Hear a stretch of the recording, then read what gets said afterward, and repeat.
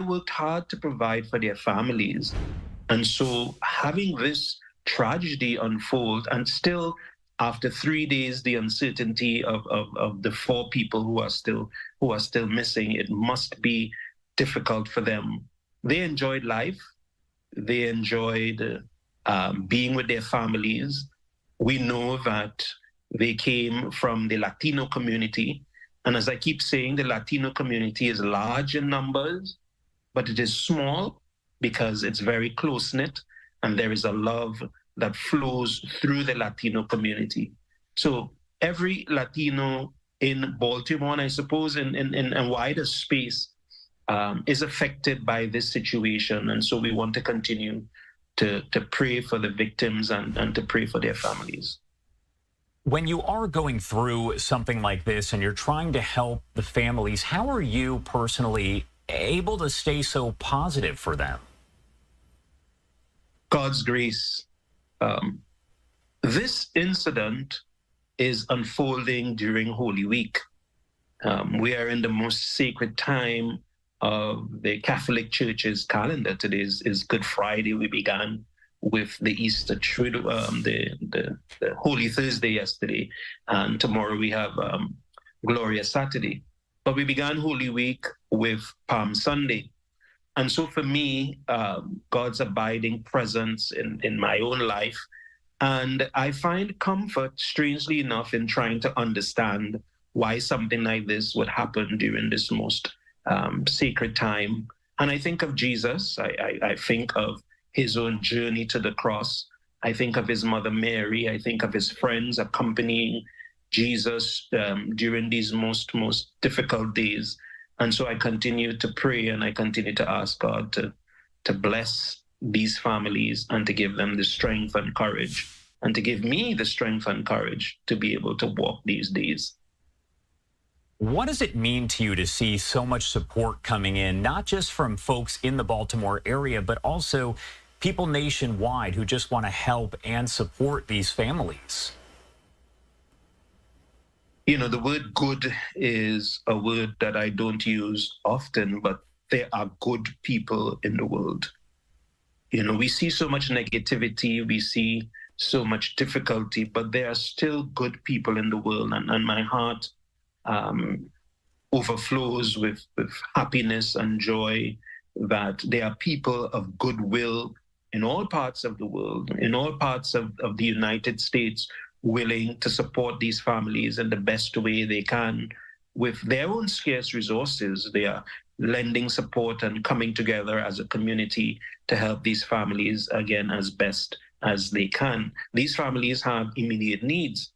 The breadwinner of the family is no longer there. And again, without going into too much detail, there are families that need to be supported. Fathers have been taken away. There are children who need to be supported and to be taken care of. So again, my heart is happy, and I pray and I hope that we continue to support these families in the short term, but also in the long term. Father, thank you so much for taking the time to be here with us and to speak about an unthinkable tragedy here that so many families are dealing with. So many people have seen the video of the bridge collapse, but it's hard for people to remember the fact that there are 6 lives that were lost as well there. So thank you so much for coming on here and highlighting that. Is there anything else you want to... I'm sorry? Sure. No, sure. I really want to add, again, because I was in the room, the multi-agency approach to this situation, it was phenomenal. The Baltimore police, the Esperanza Center, the city, the county, all the services, the Red Cross, everyone who played their part in ensuring that there were regular briefs, that everything was done respectfully, that the families were given the space to grieve, but they were also accompanied. So I really, the first responders, you know, I really want to say thank you, if I can, to all those who contributed to and continue to contribute them to supporting these families and doing their job with love and care and concern. Most definitely. It is important to remember the folks, the law enforcement who were there and saved countless lives as well. Thank you again, Father, for being here with us.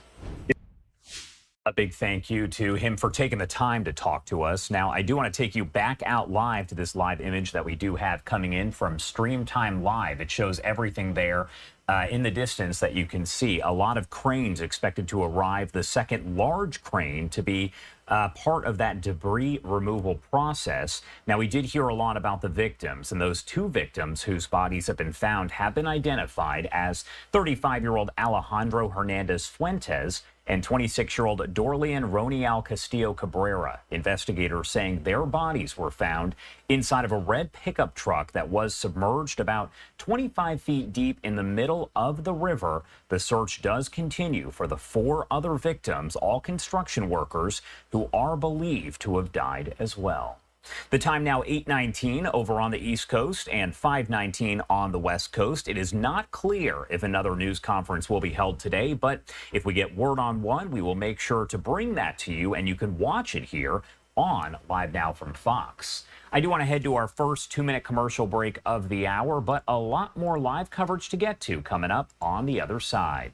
You're watching Live Now from Fox. We'll be right back.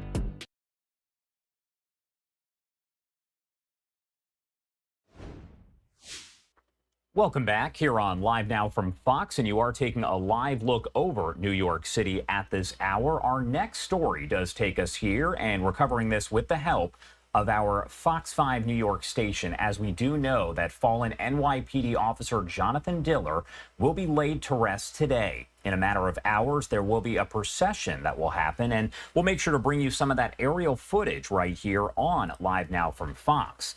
In the meantime, our Fox 5 New York station was there for the second day of his wake, and I do want to play their report here, raw and unfiltered.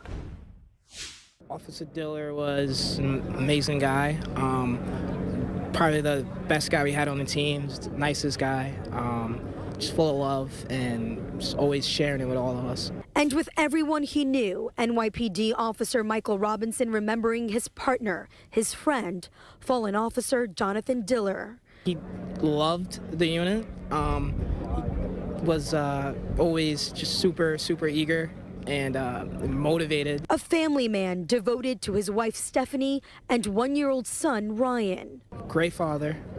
His family was always the #1 thing for him. Friday was day 2 of Officer Diller's wake. Once again, thousands lining up to pay their respects. Family, friends, first responders from across the country, and strangers. I just feel in my heart to be here as an American, to remember him. A senseless loss of a young life. Officer Diller was just 31 years old, on the force for 3 years. He was shot and killed on Monday during a routine traffic stop in Far Rockaway, Queens. Guy Rivera is the accused gunman and is facing several charges, including murder. Things need to change because this can't keep happening. We can't lose any more police officers. They're here to protect us. Earlier in the day, Governor Kathy Hochul briefly visited with Diller's family. They expressed disgust over the legal system, and an unknown group of people confronted her on the way out. Among those who attended tonight's wake, Timothy Cardinal Dolan, who tells us he spoke with Diller's wife. I found her remarkably serene. I mean, you could tell she's just been through a shattering experience, but what? She's talking about her little boy, Ryan. She's talking about her family. She's talking about grateful memories. She's talking about faith. During this difficult time, he says, she's holding on to faith and leaning on her family and this entire community who has shown them so much love and support. She's so moved by the solidarity and the embrace that she's seeing from everybody. And again, we will have some aerial footage coming in just a matter of hours here, so we'll bring that to you live raw and unfiltered here as that funeral service does get underway. Former President Trump did attend Diller's wake Thursday, saying, quote, "The Diller family will never be the same.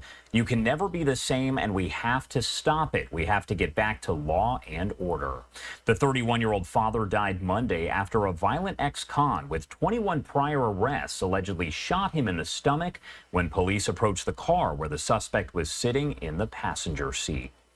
Again, we're going to bring you those live images as we do get them. It is now 8:25 over on the East Coast and 5:25 on the West Coast. I do want to take you out to this live image once again that we do have showing New York City there. That is the skyline. Again, we do have a lot of these different live images that are popping up on the screen. We do have the shot of the White House right now.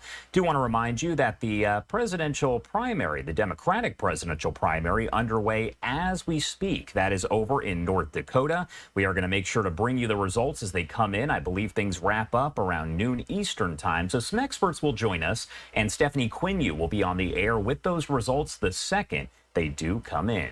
We also have this live image that does show Nashville's Broadway. It's a beautiful shot, much quieter than it was probably 12 hours ago when people packed the streets. Again, things are very quiet right now over there in Nashville, Tennessee. We're going to head to a quick 2-minute commercial break, but on the other side, we are monitoring some developing news coming out of the Middle East. That's coming up in 2 short minutes.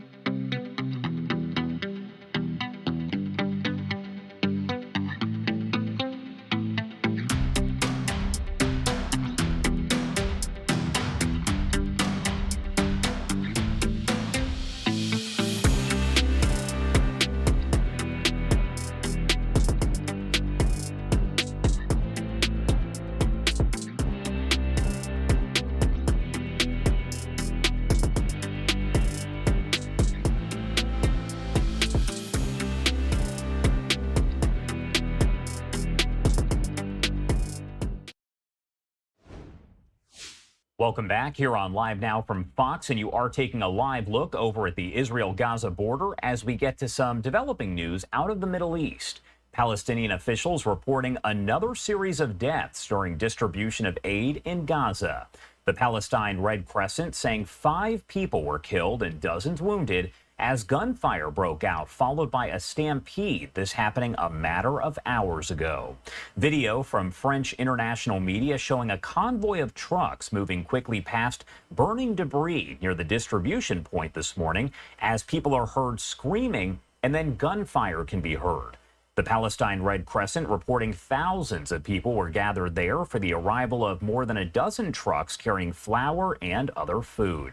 It's not clear whether the people who died were killed by gunfire or the stampede after. Obviously, a lot left to figure out here.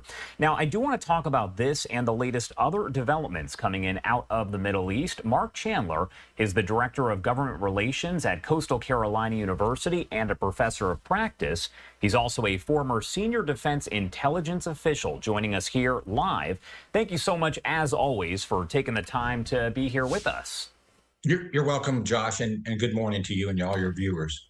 Good morning. Well, first off, I do want to talk about that aid distribution because we have seen several incidents that have unfolded as all of these large crowds have gathered and the trucks have been coming in. There's been gunfire and stampedes, deaths reported, injuries reported. I imagine it's got to be fairly difficult to distribute aid in a situation like this.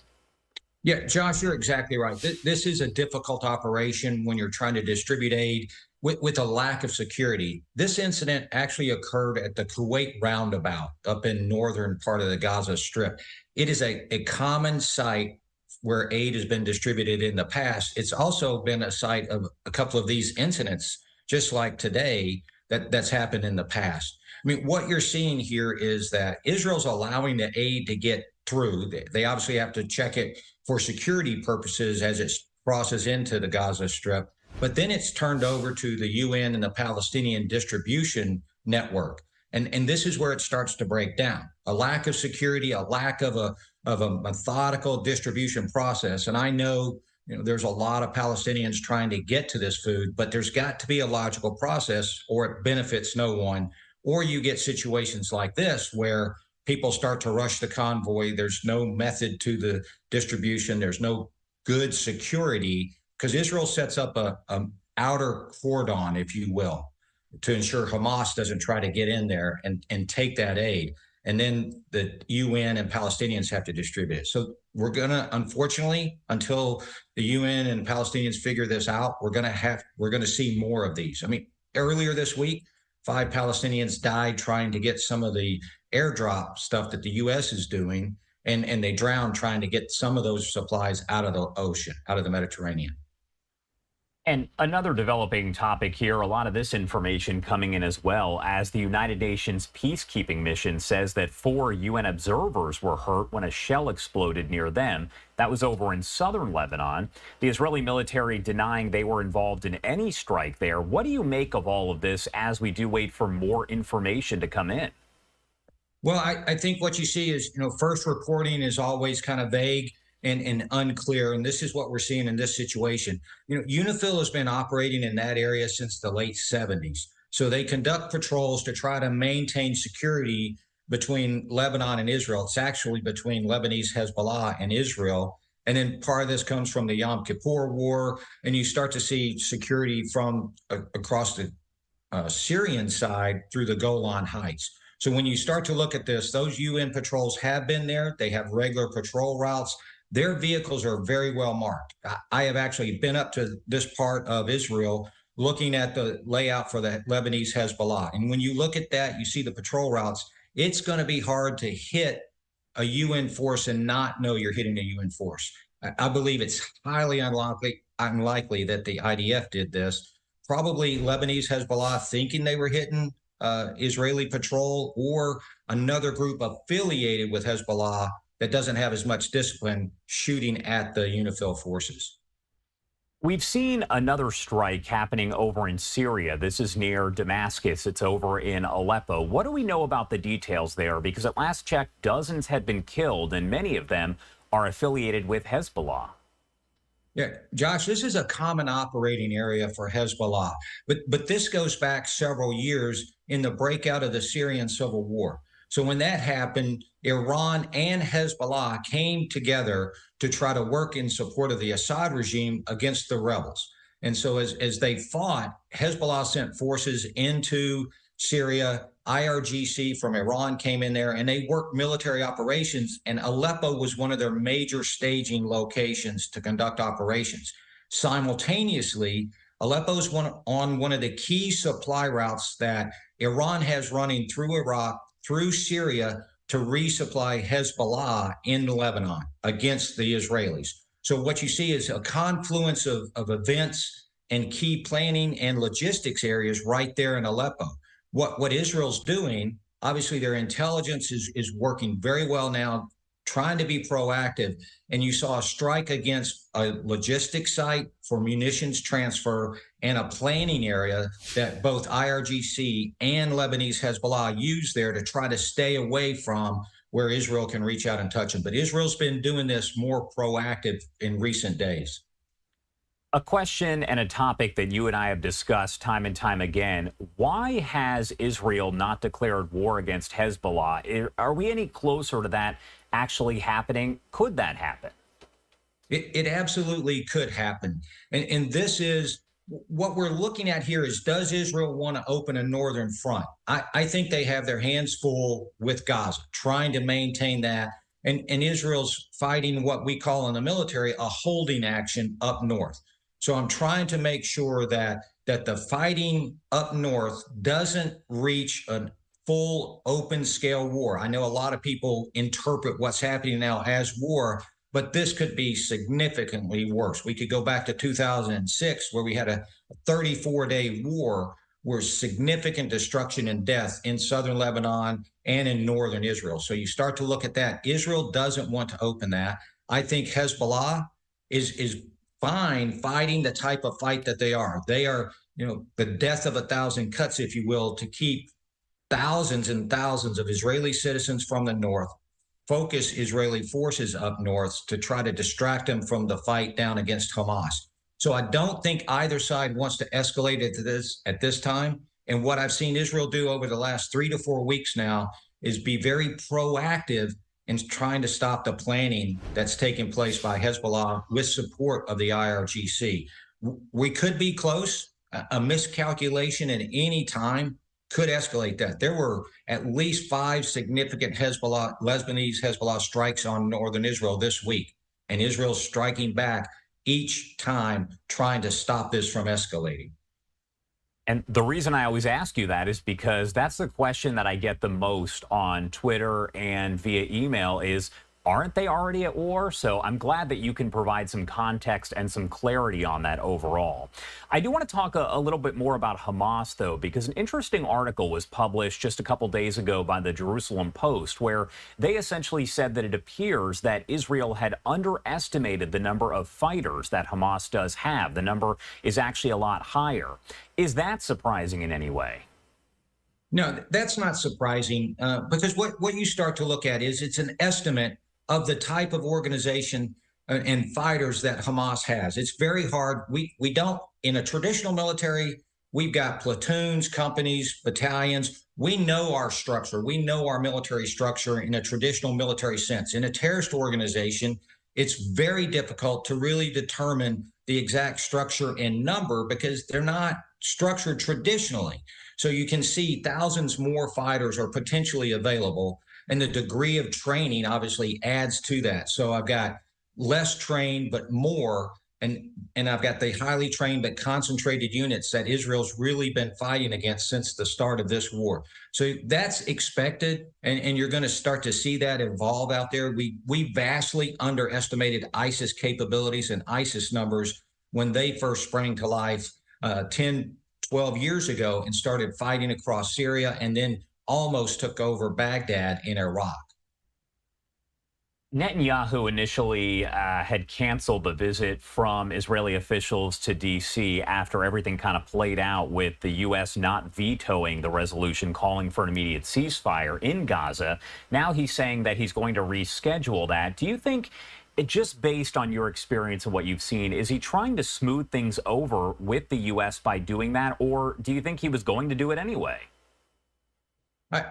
I think what he would have done, number one, the fact that the U.S. abstained from that resolution was a significant public and international blow to Netanyahu and to Israel itself. So you look at that in that context, I think Netanyahu's reaction should have been expected. I would have been surprised if he hadn't said something of this nature. But when you start to look at the inner workings of this relationship, publicly, the U.S. seems to be abandoning or putting Israel in a bad light at this time, more for domestic politics, I believe, than for any real policy. But later this week, I believe just yesterday, the Defense Department started leaking that it was going to release the next tranche of weapons, including aircraft and thousands of bombs, release those to Israel. So you still have that support. And while Netanyahu didn't send a senior delegation there, the military relationship and talks did happen this week. So senior defense officials from both countries did meet in Washington to discuss the Rafah campaign. There's not enough details that come out of that. I know the U.S. wants more information about how Israel's going to conduct Rafah. I don't know how much Israel will release. So you still have that relationship at work. I just think, a little moral courage perhaps on the public side of this to really see where things are going to stand, especially since the UN didn't condemn Hamas in the original attack in this latest resolution. That was a significant blow to Israel. April 7th will mark 6 months since the October 7th attack by Hamas on Israel that essentially led to this all-out war here. Did you think when that attack happened and war was declared, when you and I kind of first started talking about all of this, that 6 months later, this is where we would be? Well, Josh, I am a little bit surprised, but I went back and I actually looked at some of the conversations that you and I had. And that's one of the first questions you asked me. How long does this look to play out?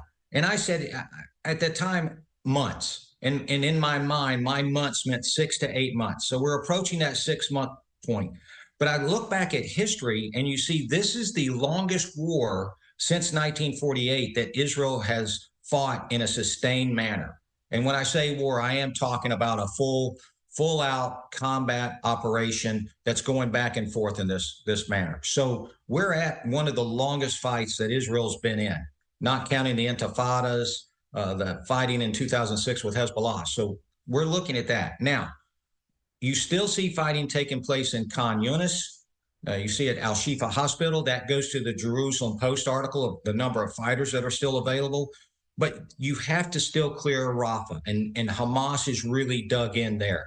So I think what you're starting to see is that when the operation in Rafah starts, that's at least a month of fighting, especially with Khan Yunis as an example and what happened up in northern Gaza Strip. So you've got at least, I would say, 2 more months of heavy fighting, but that won't end it, Josh. And here's the thing.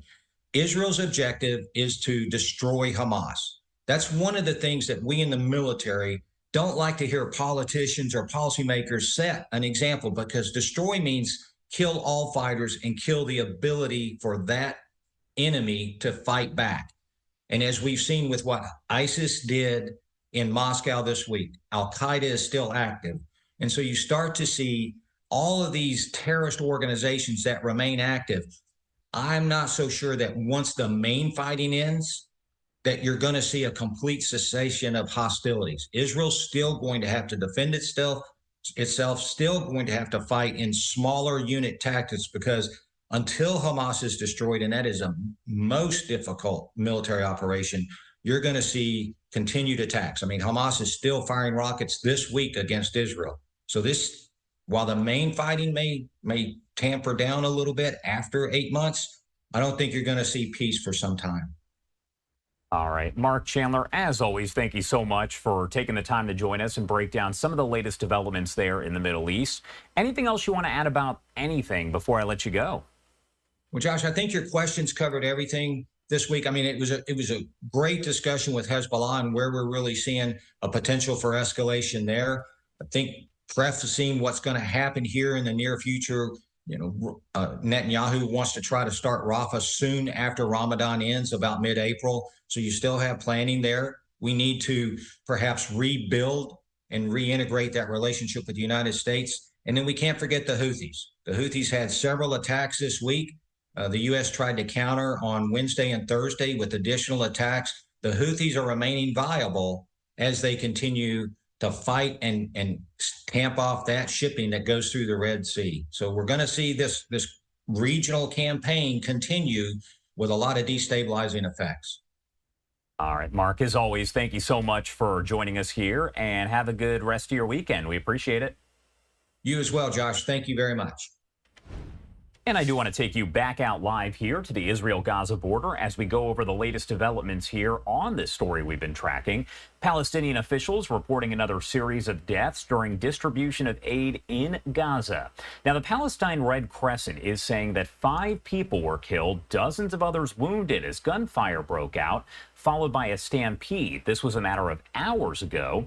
And video from French international media does show a convoy of trucks that was moving quickly past burning debris near that distribution point as people are heard screaming and then gunfire breaks out. The Palestine Red Crescent reporting thousands of people at the time were gathered for the arrival of more than a dozen trucks carrying flour and other food. Now, it's not clear whether the people who died were killed by gunfire or the stampede after. And as Mark mentioned, of course, there was a situation just a matter of days ago where folks did drown. There were at least 5 deaths reported there. Drownings as some of that aid that was dropped by countries, including the U.S., went into the Mediterranean. Folks went in there to try to get it and drowned as a result. It is 8:45 on the East Coast and 5:45 on the West Coast. We are going to head to a quick break, but a lot more to get to here on this Saturday, March 30th, 2024. You're watching Live Now from Fox. We'll be right back.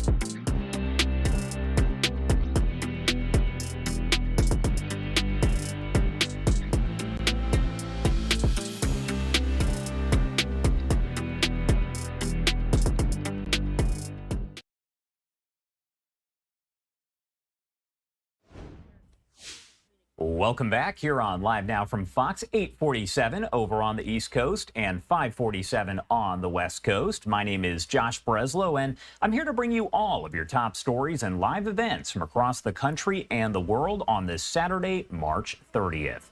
Now, the much anticipated solar eclipse is just days away at this point. It's going to be Monday, April 8th, and we are going to have live coverage from 1 to 5 p.m. Eastern that day. We're going to be on the whole time with the different cameras that are showing everything we can see. We're working with our different affiliates there in Texas. We do have 3 of them, and we have folks with Fox Weather that are all over the place. Now, I'm not just telling you this because I'm hosting it and I want you to watch me, but also because we're going to have such great coverage. You do want to be here with us. By the way, NASA taking advantage of the rare occurrence to learn more about the sun's effect on Earth and how our planet does respond overall. Fox Weather's Brandy Campbell with all the details. Well, if you're going to be among millions looking up to the sun and moon during this total eclipse, I'm learning there's more that you should look, listen, and even feel for.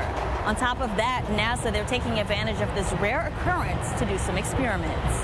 To study how the sun affects the Earth and how our Earth responds to it. So how our atmosphere, and especially the layer where carries our communication, collapses or changes due to the eclipse. 2 experiments will happen in the sky on WB-57 aircrafts. Chasing the sun 50,000 feet above Earth, one will capture images to discover more details of the sun's corona, a dust ring around it, and search for asteroids orbiting nearby. As for the second aircraft, we're looking at solar explosions as they come off the sun and figuring out what they're made of. Another uses radar sites around the world. Super Darn looks at the layer of the atmosphere where communication can be affected, and it looks at the turning on and turning off of the sun that happens in the eclipse and its effect on that layer of the atmosphere. Meanwhile, they will launch 3 rockets before, during, and after the eclipse, deploying scientific instruments. Going up into that layer of the atmosphere, again, where our communication signals are key,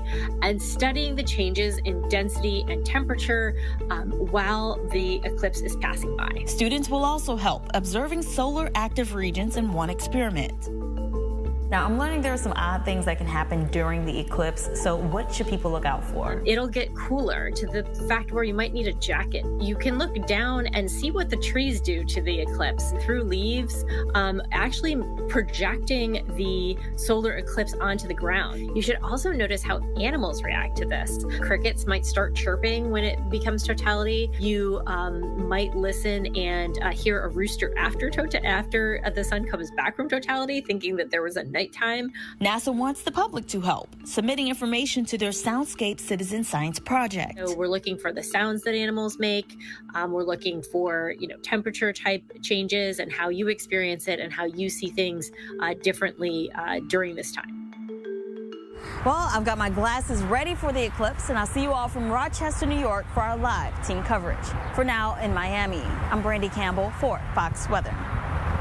Brandy, thank you so much for that report. And we are going to have that live coverage Monday, April 8th. I mean, we're just a little more than a week away. We're going to be on from 1 to 5 p.m. Eastern with our solar eclipse live coverage. I'll be right here on the hot seat as we have cameras that are all over the place. With the help of our different affiliates in Texas, they're going to see a lot of that eclipse. Now, we know if you look further out, some folks will see a partial eclipse. We're going to have everything you need to know, so you don't even have to look out your window or go outside. We're going to have everything right here on Live Now from Fox. Again, that is coming up Monday, April 8th from 1 to 5 p.m. Eastern Time. I do want to head to our final 2-minute commercial break of the hour here at 8:51 over on the East Coast and 5:51 on the West Coast. You're watching Live Now from Fox. Much more to come.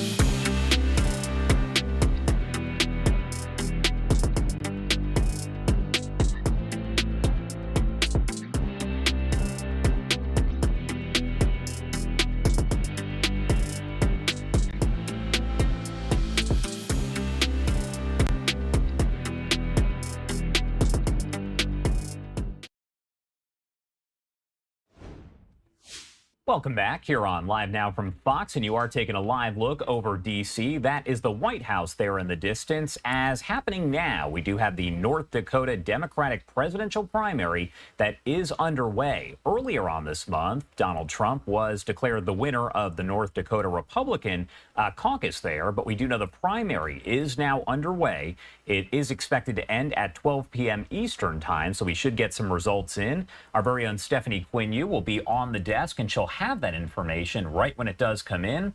We'll also have some guests in the 11 o'clock and 12 o'clock hours to help break all of this down, what it means and what we can expect as we are just months away from the presidential election. In the meantime, President Biden says this week's fundraiser at Radio City Music Hall brought in more money than any Democratic event in history. He spoke to supporters about the enthusiasm and unity within the party and claimed that he was leading in several national polls. Fox's Mark Meredith at the White House with the latest. President Biden bid goodbye to New York after adding a lot of money, more than $26 million to his campaign coffers, more money than former President Trump raised in all of February. But the Biden-Harris campaign still has problems winning over some Democrats, like those furious over America's continued diplomatic and military support for Israel. Shame on you, Joe Biden! Shame on you! Shame on you! President Biden, who was sharing a stage with former Presidents Clinton and Obama, was heckled by pro-Palestinian protesters. Now the Biden campaign is seeking support from an unlikely group, Republicans, especially those not excited about another Trump term. She is not presidential timber. In a new ad set to air in battleground states, Biden urges Nikki Haley supporters to back his campaign in an effort, they say, to, quote, save America.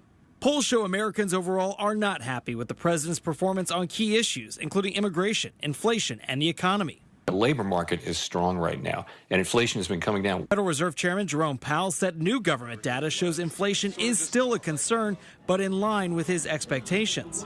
The Personal Consumption Expenditures report shows prices climbed 2.5% last month, a half percentage point higher than the Fed's want.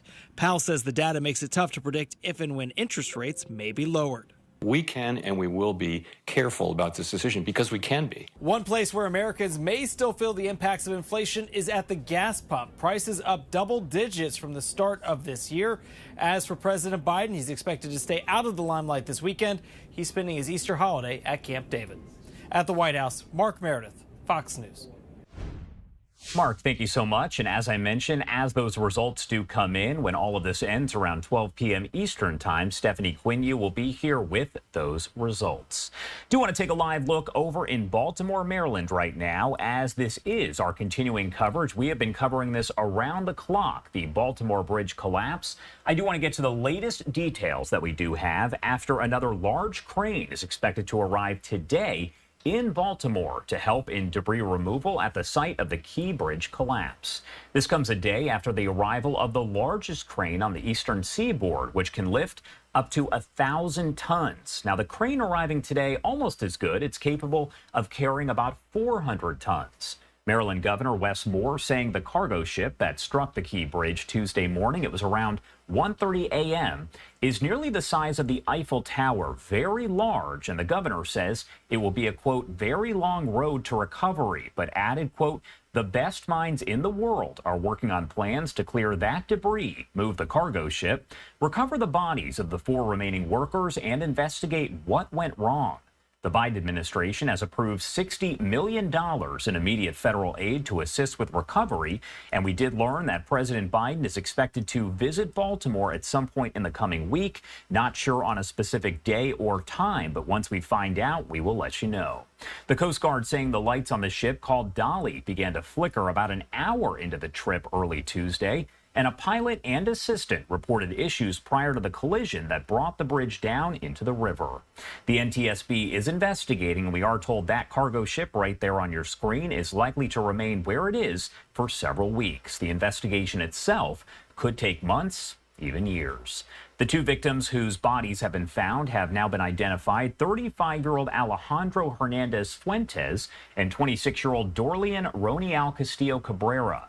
Investigators saying their bodies were found inside of a red pickup truck that was submerged about 25 feet deep in the middle of the river. Our Fox 5 DC team has had crews with continuing coverage here, and I do want to take you out to their report from just moments ago.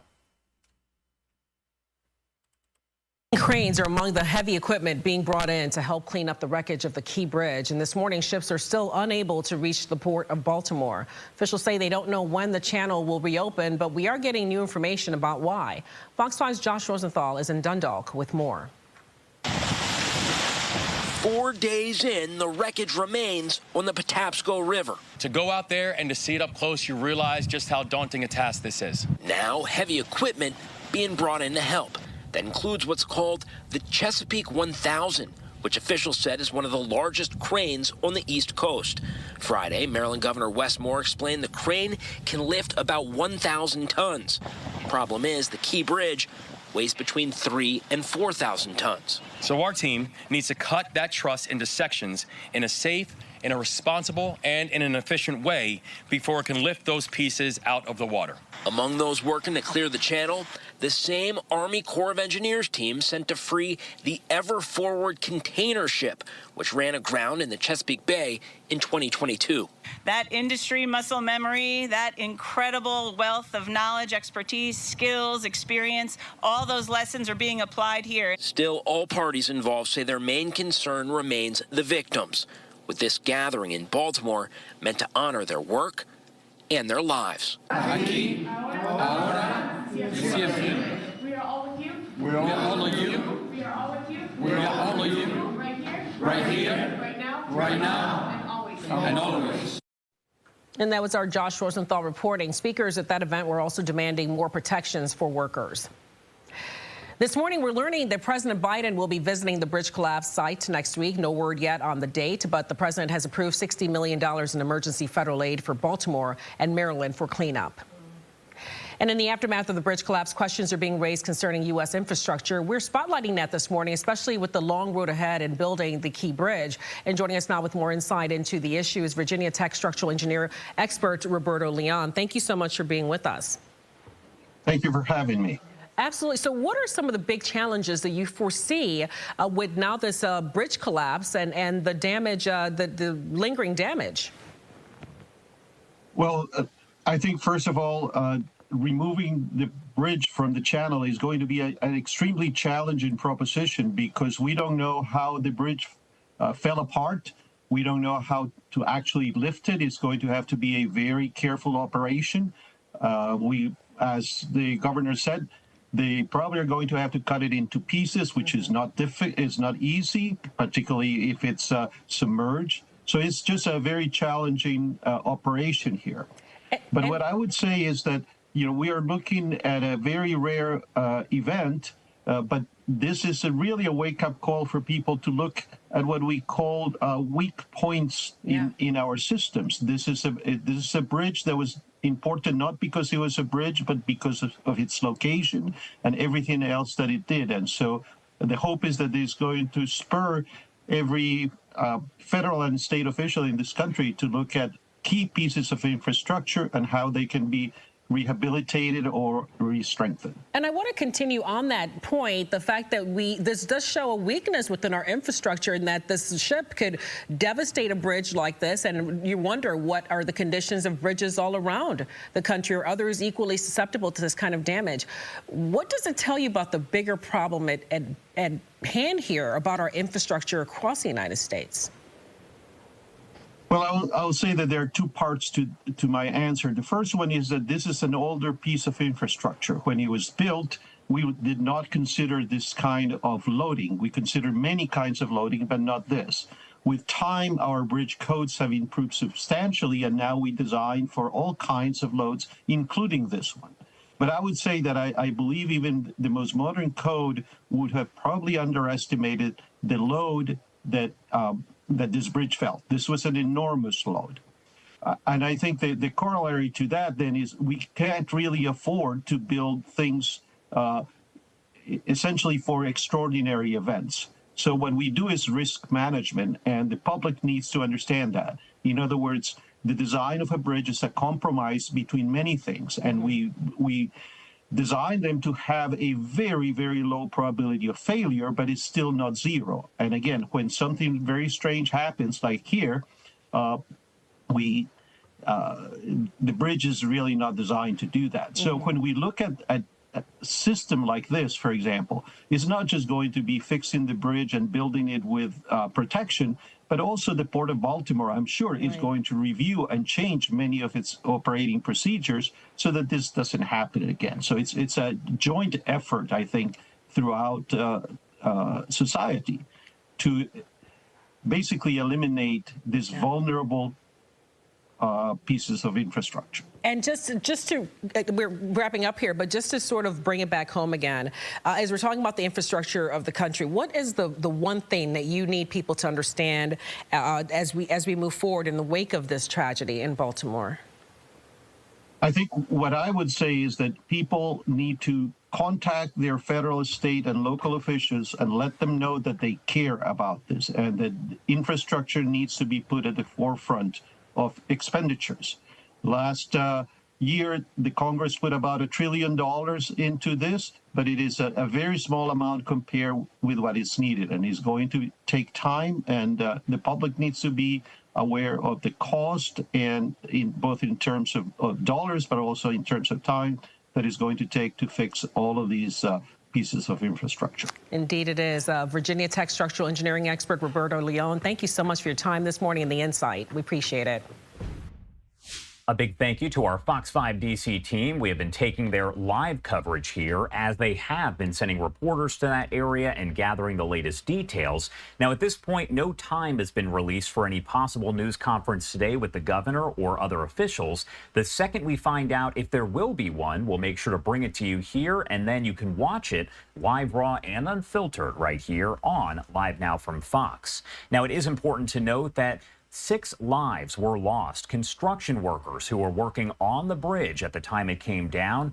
Several groups, including CASA, gathered together just yesterday to honor those lives lost. I want to play their ceremony for you here as they spoke about those construction workers who did die. Now, again, I do want to remind you that 2 bodies have been recovered and 4 others are still missing, but presumed dead. Angel Núñez, pastor of the Bilingual Christian Church of Baltimore. Bishop. Thank you. Thank you. Let us pray. Vamos a orar. Father, we come before your presence right now. Padre, venimos delante de tu presencia en este momento. We come with heavy hearts. Venimos con corazones cargados. We come interceding for the families that have been affected. Venimos intercediendo por las familias que han sido afectadas. And some of them are just waiting y algunos están esperando. We know that when the cameras leave, sabemos que cuando se van las cámaras, and the reporters are no longer there, los reporteros ya no están ahí, and the people leave y la gente se va, they have to face the pain, tienen que confrontar el dolor. And so right now we ask you, ahora mismo te pedimos, strengthen them, fortalécelo. Let your favor and your grace, que tu favor y tu gracia be poured upon them, sea derramado sobre ellos. We pray for our community. Oramos por nuestra comunidad. Many of our people suffering, mucha de nuestra gente sufriendo with the impact, con el impacto, not only of this incident, no solamente de este incidente, but many others, pero muchos más that have happened in the last few years, que ha sucedido en los últimos años. God, we pray, Señor, oramos, that you open the doors, que tú abras la puerta, so that our people can work safely, para que nuestra gente puede trabajar seguros, without any danger, sin ningún peligro. Father, turn the heart of this country back to the immigrant. Voltea el corazón de esta nación al inmigrante, so that they can live, ellos puedan vivir under your grace and mercy, bajo tu gracia y tu misericordia. In Jesus' name, en el nombre de Jesús, I pray, yo oro, amen and amen. And now, I would like to invite CASA member Darwin Orlando Lopez of Baltimore, originally from Central America, a construction worker and activist for TPS Immigration Relief. Démosle la bienvenida a Darwin. Darwin, bienvenido.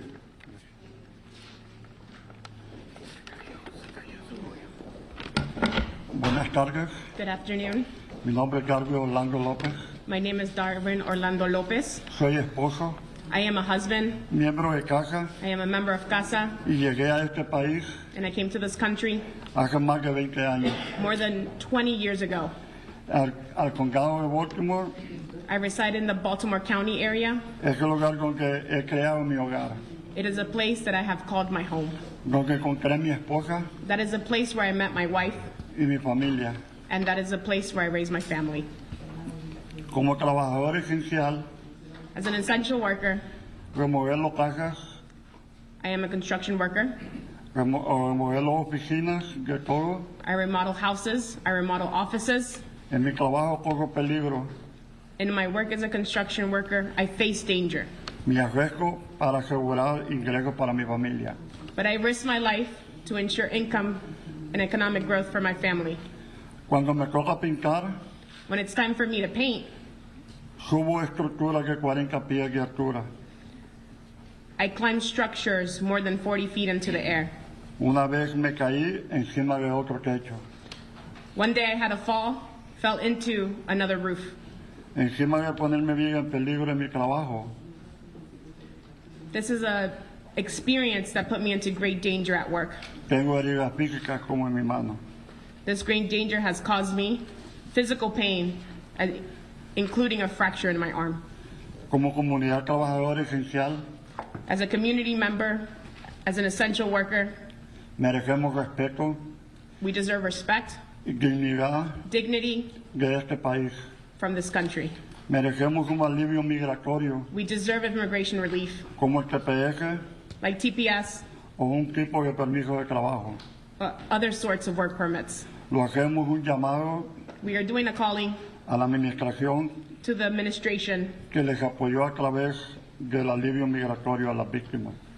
that the victims are supported with immigration relief.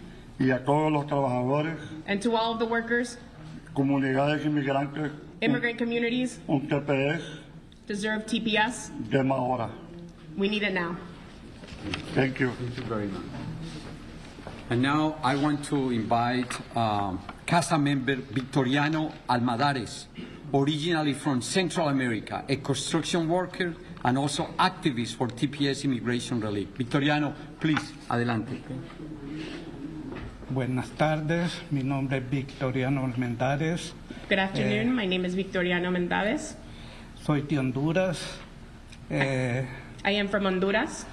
Tengo 21 años de vivir aquí en el condado de Montgomery, de Rockville. I have been living in Montgomery County, Rockville, for the last 21 years. Soy electricista. I am an electrician por 48 años. For close to 48 years. En mi país, 28 años, aquí 20 años. In my country of origin, 28 years, and here 20 years.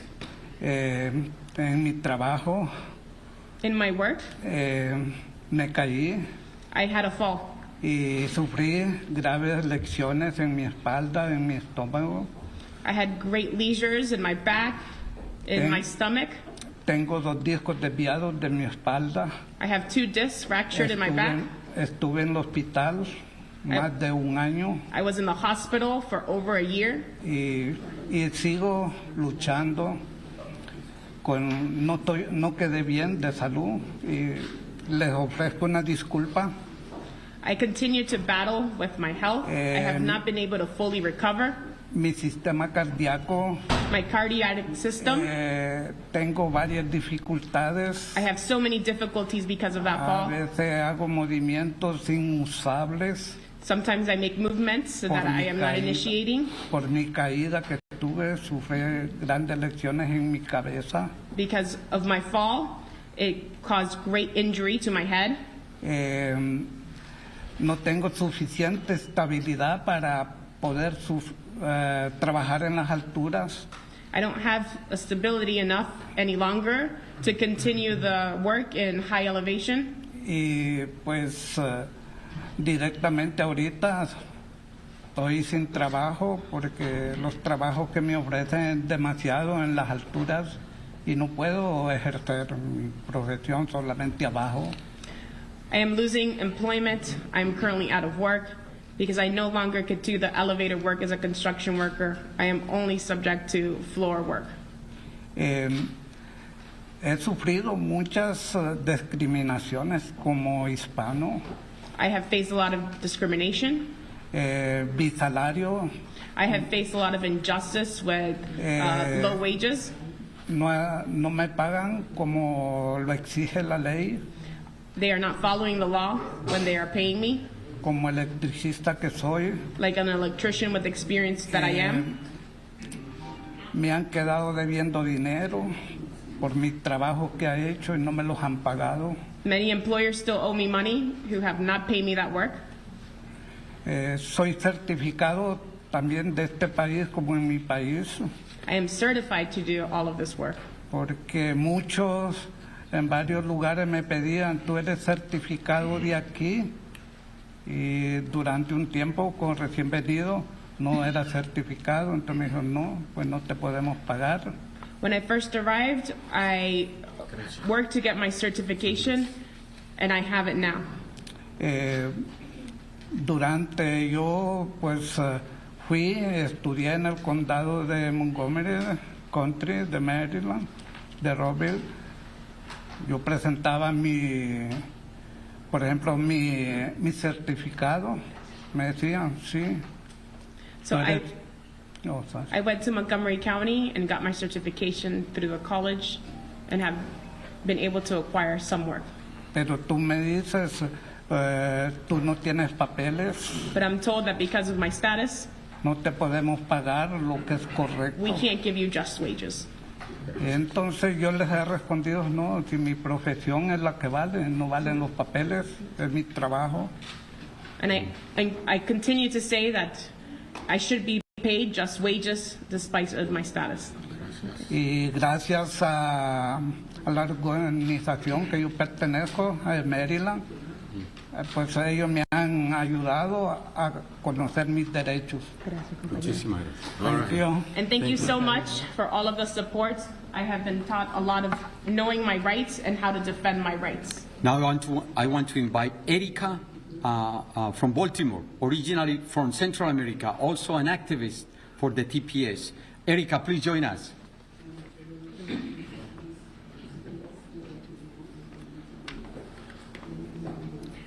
Hola, buenas tardes. Good afternoon. Mi nombre es Erika Alemán.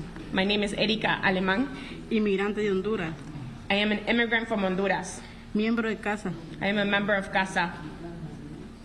Residente de la ciudad de Baltimore. I reside here in Baltimore City. También soy madre soltera de 2 hijas. I am also a single mother of 2 children. De 12 y 14 años. 12 and 14 years old. Estoy aquí hoy como orgullosa trabajadora de construcción. I am here today as a proud construction worker.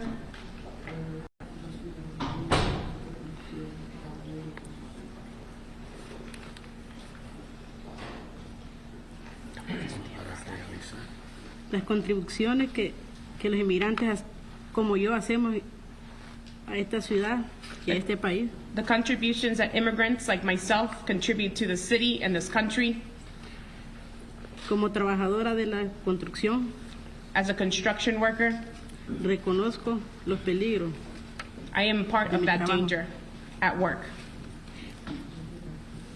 Y me pregunto, and I ask myself, ¿qué pasaría what were to happen si me lastimara, if I were to get injured, o algo peor, or even worse? ¿Tendría graves consecuencias? What consequences would face me? Para el futuro de mis hijas. For the future of my children. Estoy hoy aquí. I am here today. En memoria de los 6 trabajadores de construcción. In the memory of the 6 workers who passed que away. Perdieron la vida durante el colapso. That lost their lives on the bridge that day. Hace unos días. A couple of days ago. Para honrar su memoria y sus contribuciones a esta ciudad. I am here to honor their memory and their contributions to the city. Como tantos inmigrantes en estos like países, many immigrants in this country,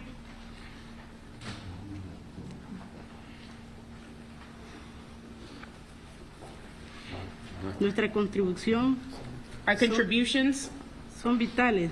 Are vital. Y estoy aquí hoy para decir And I am que los here today. inmigrantes somos esenciales. I am here today to say immigrants are essential.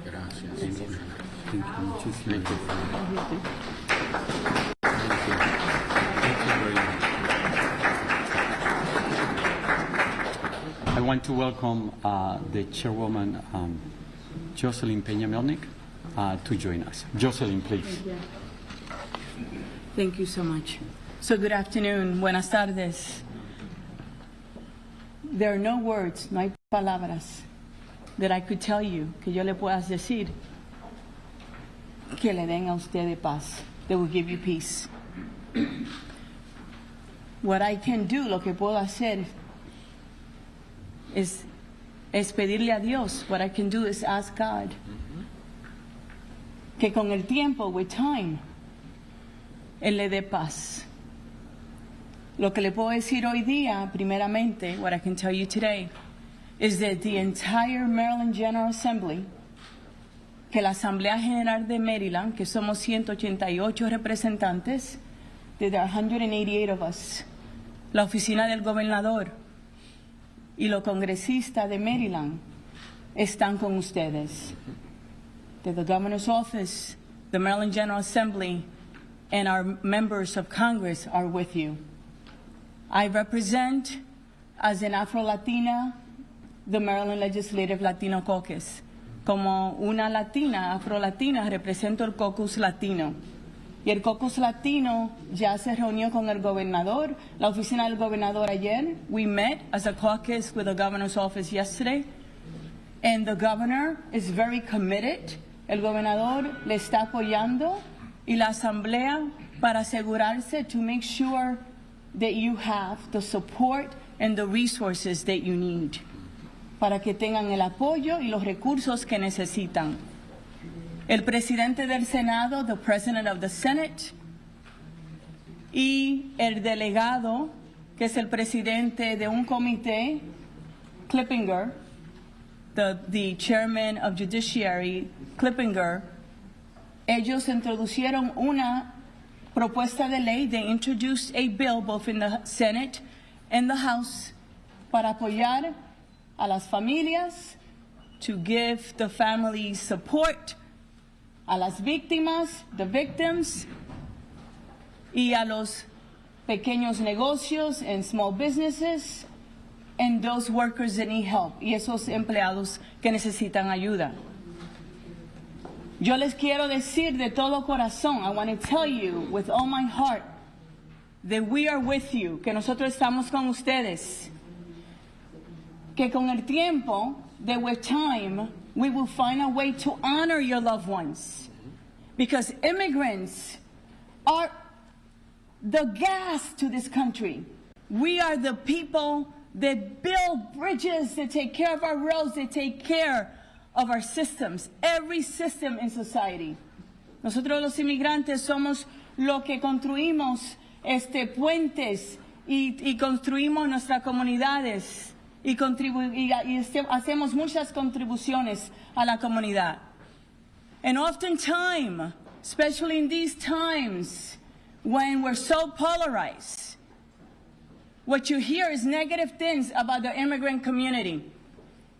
But what you don't hear are the positive things of workers like the ones that are here and the one that died, those 6 men that were working at 1 in the morning when most of us were asleep to take care of the roads for us, so we can drive those roads with peace and without obstacles. I would like to go one day without one immigrant working in this country, one day, so that you all can feel what it will be like. Yo estoy diciendo que nosotros los inmigrantes somos los que mantenemos este país en orden. Somos los que trabajamos, los que nos esforzamos. Esos 6 hombres que murieron vinieron a este país para buscar una mejor vida y trabajando a la 1 de la mañana cuando la mayoría de nosotros estamos durmiendo. Y usualmente se dicen muchas cosas negativas de los inmigrantes y no positivas. Yo quisiera ver un día se elija que este país, que los inmigrantes no vayan a trabajar, a ver lo que va a suceder. So I hope that this stays alive, that you don't forget the sacrifices of the 6 men and their families, and that we need to give them the support they need and the resources and their kids to get an education. And we need to support them with everything they need. And I'm very proud of the General Assembly and our leadership and our governor, who is committed 150%. And you have our support and our prayers. Ustedes tienen nuestro apoyo y nuestras oraciones y estamos con ustedes más de 100%. Y el gobernador también le apoya a ustedes. Así que no están solos. You're not alone. Thank you very much. Thank you. All right, a very emotional service right there held for the 6 victims who did die when the Key Bridge came crashing down on Tuesday morning. It happened as a cargo ship slammed into it. That was around 1:30 that morning. Later today, we do expect more large cranes to arrive at that location. All of this coming about 24 hours after the largest crane on the eastern seaboard did arrive there. We know the NTSB is working this investigation and says that it could last for several months, even several years. Now, the 2 victims whose bodies have been found have been identified as 35-year-old Alejandro Hernandez Fuentes and 26-year-old Dorlian Ronial Castillo Cabrera. Investigators saying their bodies were found inside a red pickup truck submerged about 25 feet deep in the middle of the river. We did tell you that we would let you know immediately when we find out what time there will be a news conference with Governor Moore updating the Key Bridge collapse, and we have now learned that that will be at 1 p.m. Eastern time today. You can watch it live right here on LiveNOW from Fox. It is now 9:25 over on the East Coast and 6:25 on the West Coast. We're going to head to our first break of the hour. We'll be right back in 2 short minutes with more live, raw, and unfiltered coverage.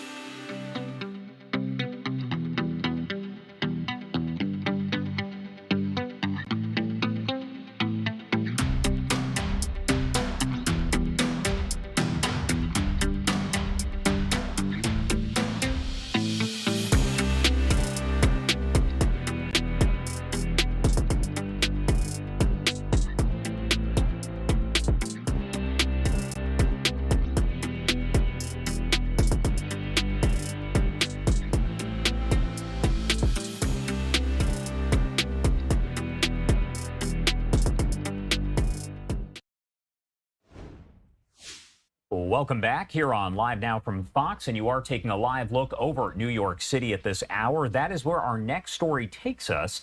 Police investigating a series of seemingly unconnected and unprovoked attacks on women who were walking around Manhattan. The victims sharing their stories over the last couple weeks, posting now viral videos all over TikTok. There are at least half a dozen cases, and in most of them, the women say they were walking while on their phones when a man approached and randomly punched them in the head.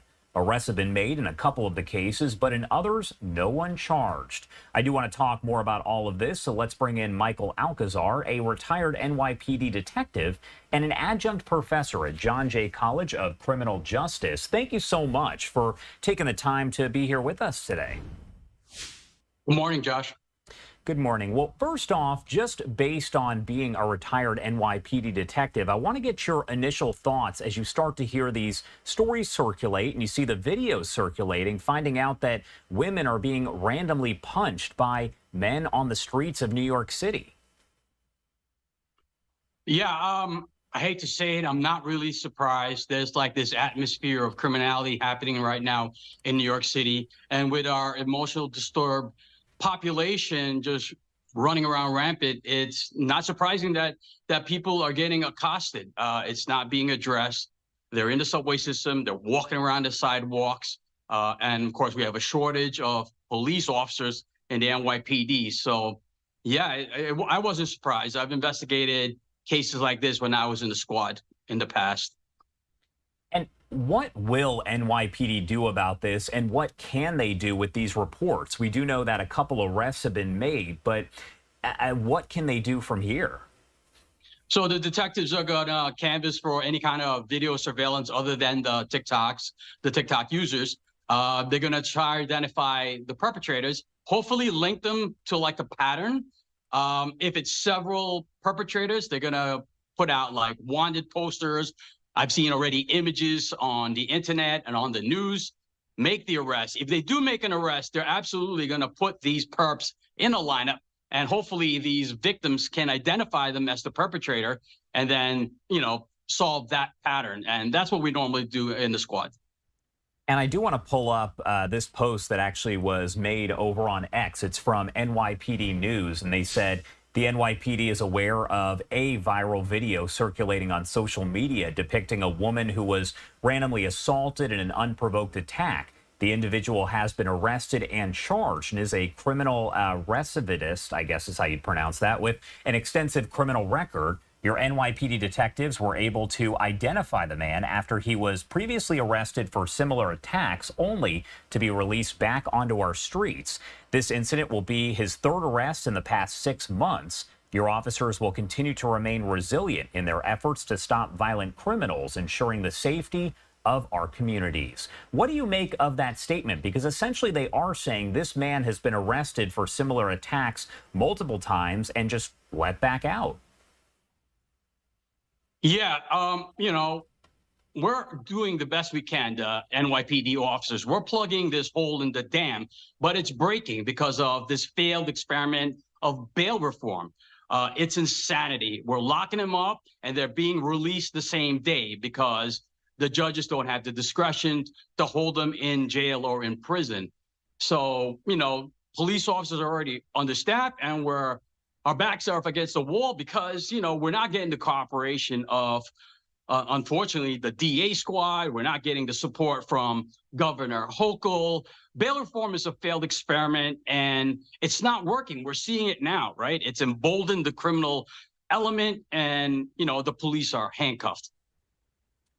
And I do want to show this image here because I was talking about the fact that these reports have been coming in for several weeks now. This is actually a post from March 12th. It was around 10:30 p.m. A female victim punched in the face by an unknown individual seen in that photo, police say. The suspect then proceeded to remove the victim's wallet and AirPod Pro Max before fleeing. So it does appear, according to investigators, that there are multiple people and multiple different instances. So I do want to ask you here, what potential impact exists from the rise in the use of social media to inform the community about situations like this? Because on the one hand, yes, it's getting the word out, but can it also create copycat attacks to where you do have multiple suspects? Well, when you see these posts on social media, right, people get the word gets out quick. So people are alert, right? Everyone's on the lookout for potential criminals, right? So they're more alert. They try to be more safe. It also encourages, as we saw, it also encourages unreported crime to be reported to the police. Because a lot of people think it's not such a big deal. They got punched in the face, nothing really happened. They don't want to report it, but it's important that you come out and report it to police so we can address it, so we can deploy police manpower to address the situation so that we're also aware it's happening. The negative is that, yeah, we could have the potential for copycats. We saw that before with the knockout game. And people become fearful in New York City, so that's a negative. And there's also the potential for false reporting. So it's a double-edged sword. It's good that the word gets out there quickly so that victims or potential victims are aware that's happening now, and they're just be more alert and aware. And you kind of already touched on this, but when you were with the NYPD, is this something that you saw a lot happening? Is this a new type of crime, or is this something that did occur? Yeah, it occurred all the time. It's nothing new. We have criminals out there that just want to perpetrate crime on people. We have the EDPs walking around, not getting the help they needed. So no, it's nothing new, but it's definitely highlighted, by social media. We see it every day. So it seems like it's something new, but it's not a new occurrence. It happens all the time in New York City, sadly. And it does appear, and again, this is something else that you kind of already delved into, but there's been a rise in crime in New York City, and there is a shortage of law enforcement, right? Yeah, 100%. They're touting, the NYPD's touting that crime is down from 2022 to 2023. That's probably accurate, but it's still up from pre-pandemic years. So crime was definitely lower in 2018. And it doesn't help that we have a shortage of police officers, shortage of police officers on patrol, shortage of investigative units, lack of support for law enforcement, right? So everything's working for the criminals and not so much for law enforcement. So it's not so good right now for New York City as far as getting the protection they need, because we just don't have the manpower. Any advice for people who are maybe worried as they're walking along the streets of New York City? They see these stories, they see this rise in crime and get concerned. What advice do you have for them as somebody who did work as a detective for the NYPD? Yeah, as a New Yorker, you walk around New York City, don't be a victim. Gone are the days where you can get on your cell phone on the subway and keep your head down, buried in your phone, or listening to your headsets in the subway. Be aware. Keep your head on a swivel, sadly, right? Look for the bad guys. They're around. I hate to say that, but they're in the subways. They're walking around in the sidewalks. Just constantly be alert. If something in the back of your neck, the hairs are standing up saying, this doesn't look right, this person doesn't look right, go across the street, go into a crowded bar. Don't walk around alone by yourself, in the later hours. Don't be a victim. Just be super alert and vigilant. All right. Michael Alcazar there, retired NYPD detective. Thank you so much for taking the time, as always, to join us here. Anything else you want to add about any of this before I let you go? Yeah, my thoughts and prayers for the family of Officer Jonathan Diller. He made the ultimate sacrifice. We shouldn't forget that. All our love to his family and to his beautiful boy, Ryan. All right, Michael, thank you again for taking the time to be here. We appreciate it. Yes, sir. And of course, that funeral is going to be taking place later today. So we are going to have some aerial images that are coming in shortly here from our Fox 5 New York team to show the procession and a lot of different crews that are going to be out there. We'll make sure to bring you those images live, raw, and unfiltered as they do start to come in. You are taking a live look here over at the skyline in New York City, and speaking specifically again about these attacks, these random attacks on women on the streets. Stephanie Bertini with our Fox 5 New York station has a closer look. It was just after 12:30 in the afternoon on Tuesday when a young woman was punched by a stranger out here in public on 6th Avenue near West 23rd Street. Police are looking for the man they believe is responsible, as this pattern of women being punched at random is unfolding in the city. Unfortunately, that's something that you have to be mindful of and aware that these things are happening. News of what happened here is traveling fast. Police are looking for this man after they say he attacked a 24-year-old woman in broad daylight. The NYPD responded to a call at 12:43 in the afternoon on Tuesday. Police say the woman was punched in the head. The suspect took off, according to police. It happened in Flatiron on 6th Avenue near 23rd. For those who live in the area, it's concerning. It gets scary. This recent incident isn't the only one people are talking about. I feel like a lot of people are kind of concerned about it, but it happens often, I feel like, as sad as that is to say.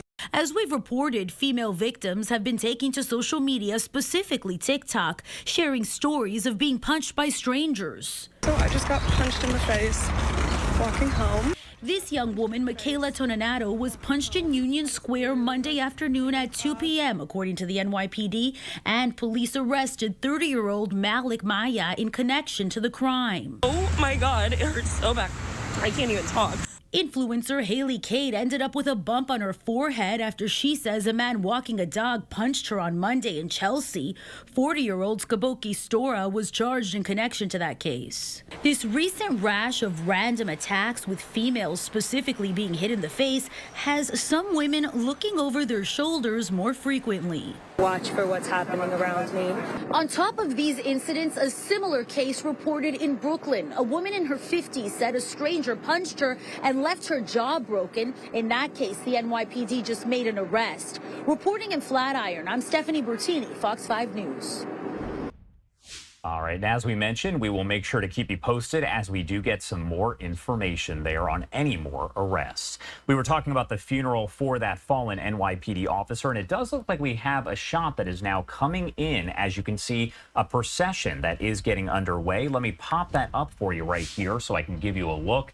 Again, this is just coming in. This is from our Fox 5 New York station, and you can see as they are heading toward the funeral home at this hour. Again, that funeral expected to take place here in the coming hour or so, but that is an aerial look from the aircraft provided by our Fox 5 New York station.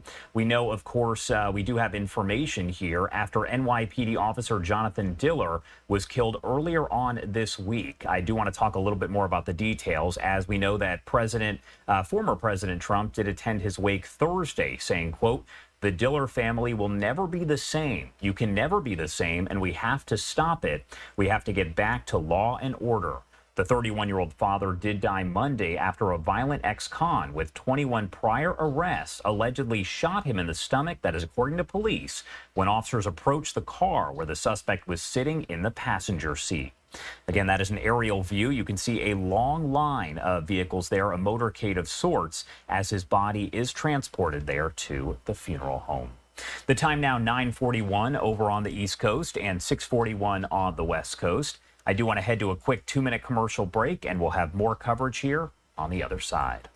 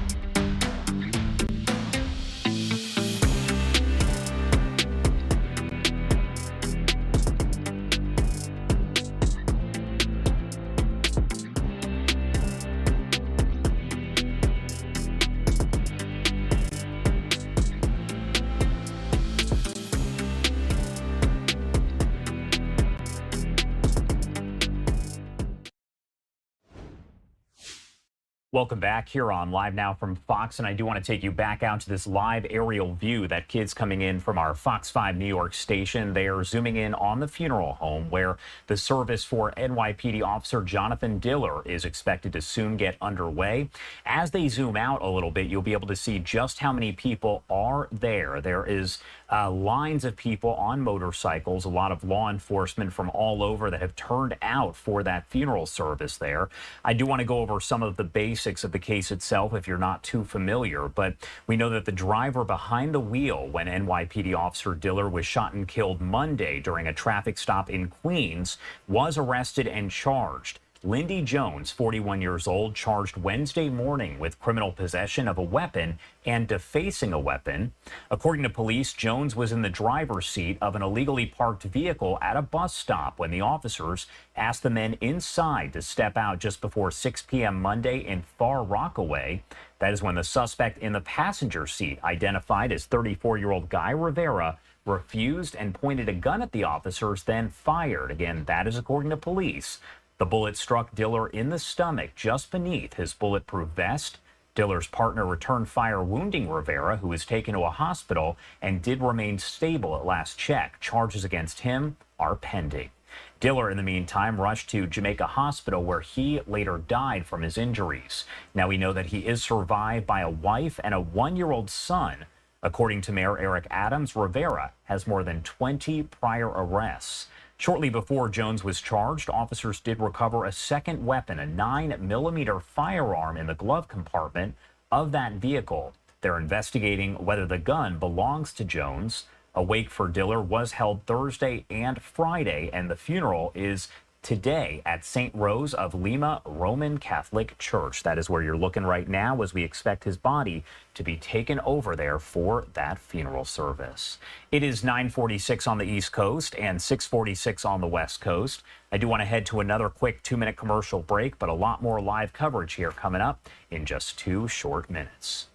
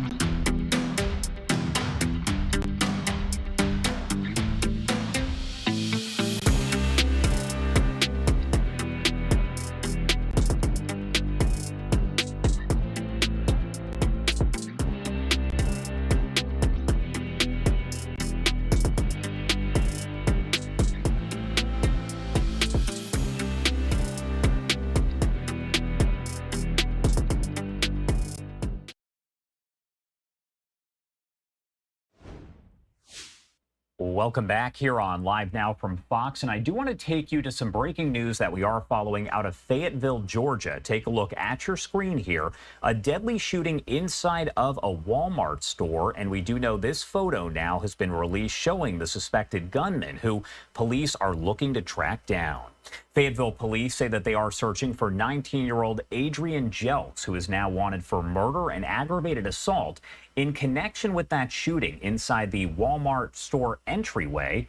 We are told that 19-year-old Antavius Holton, who is from Riverdale, Georgia, did die as a result of injuries in that shooting, and a stray bullet apparently struck a 9-year-old female.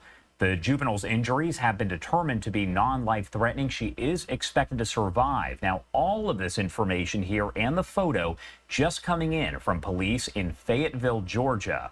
In addition, we are told that 19-year-old Sandra Romero Nunez of Fayetteville, Georgia, has been transported to the Fayette County Jail there pending warrants for party to a crime for the offenses of murder and aggravated assault. The investigation, we're told, ongoing, and further updates will be provided soon. It is not clear if there will be a news conference or anything of that nature. Again, all of this information just being released moments ago by the Fayetteville, Georgia Police Department. As we get any additional details, we will make sure to bring those to you right here on Live Now from Fox. And I'm looking around on their page to see what sort of other information they have released here. And they did say, once again, this is 19-year-old Adrian Jelks, who is wanted in connection with that shooting at a Walmart store entryway where there was one victim killed and a young child there, 9 years old, was injured, expected, though, to survive her injuries. Again, if there's a news conference, we'll make sure to bring that to you here on Live Now from Fox as it does get underway. The time now 9:50 over on the East Coast and 6:50 on the West Coast. I do want to take you back out to this live image that we do have coming in out of New York City. That is where we are seeing lines of people that are gathered outside, as we do know that there will be a funeral service that is held today for a fallen New York City Police Department officer who was killed on the job on Monday. This is a story that we have been covering here over the last several days, and I do want to go over some of the basics of what we know about the death of New York City police officer Jonathan Diller. We know that he was shot and killed during a traffic stop Monday in Queens, and the driver behind the wheel has now been arrested. Lindy Jones, 41 years old, charged Wednesday with criminal possession of a weapon and defacing a weapon. According to officers, there was a traffic stop that did happen there. Diller was shot, and it was right below his bulletproof vest. He was transported to a hospital and did die as a result of his injuries. There were two previous wakes that were held, both Thursday and Friday. On Thursday, we did see former President Trump attend that wake. And again, his funeral service will be taking place any moment now inside of that funeral home. Let's head to our final 2-minute commercial break of the hour, but a lot more live coverage to get to here in just a matter of minutes. You're watching Live Now from Fox. We'll be right back.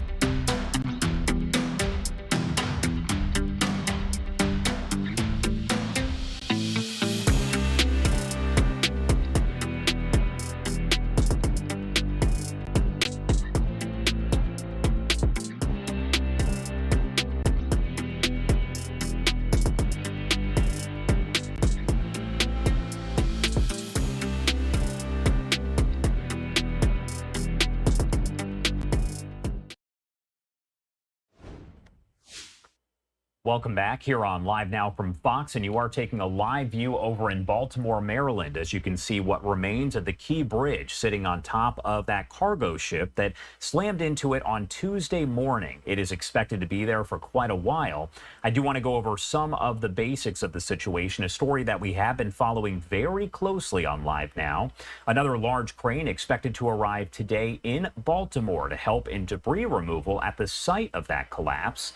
This coming a day after the arrival of the largest crane on the eastern seaboard, which we're told can lift up to 1,000 tons. This one, just a little bit smaller, is capable of carrying 400 tons.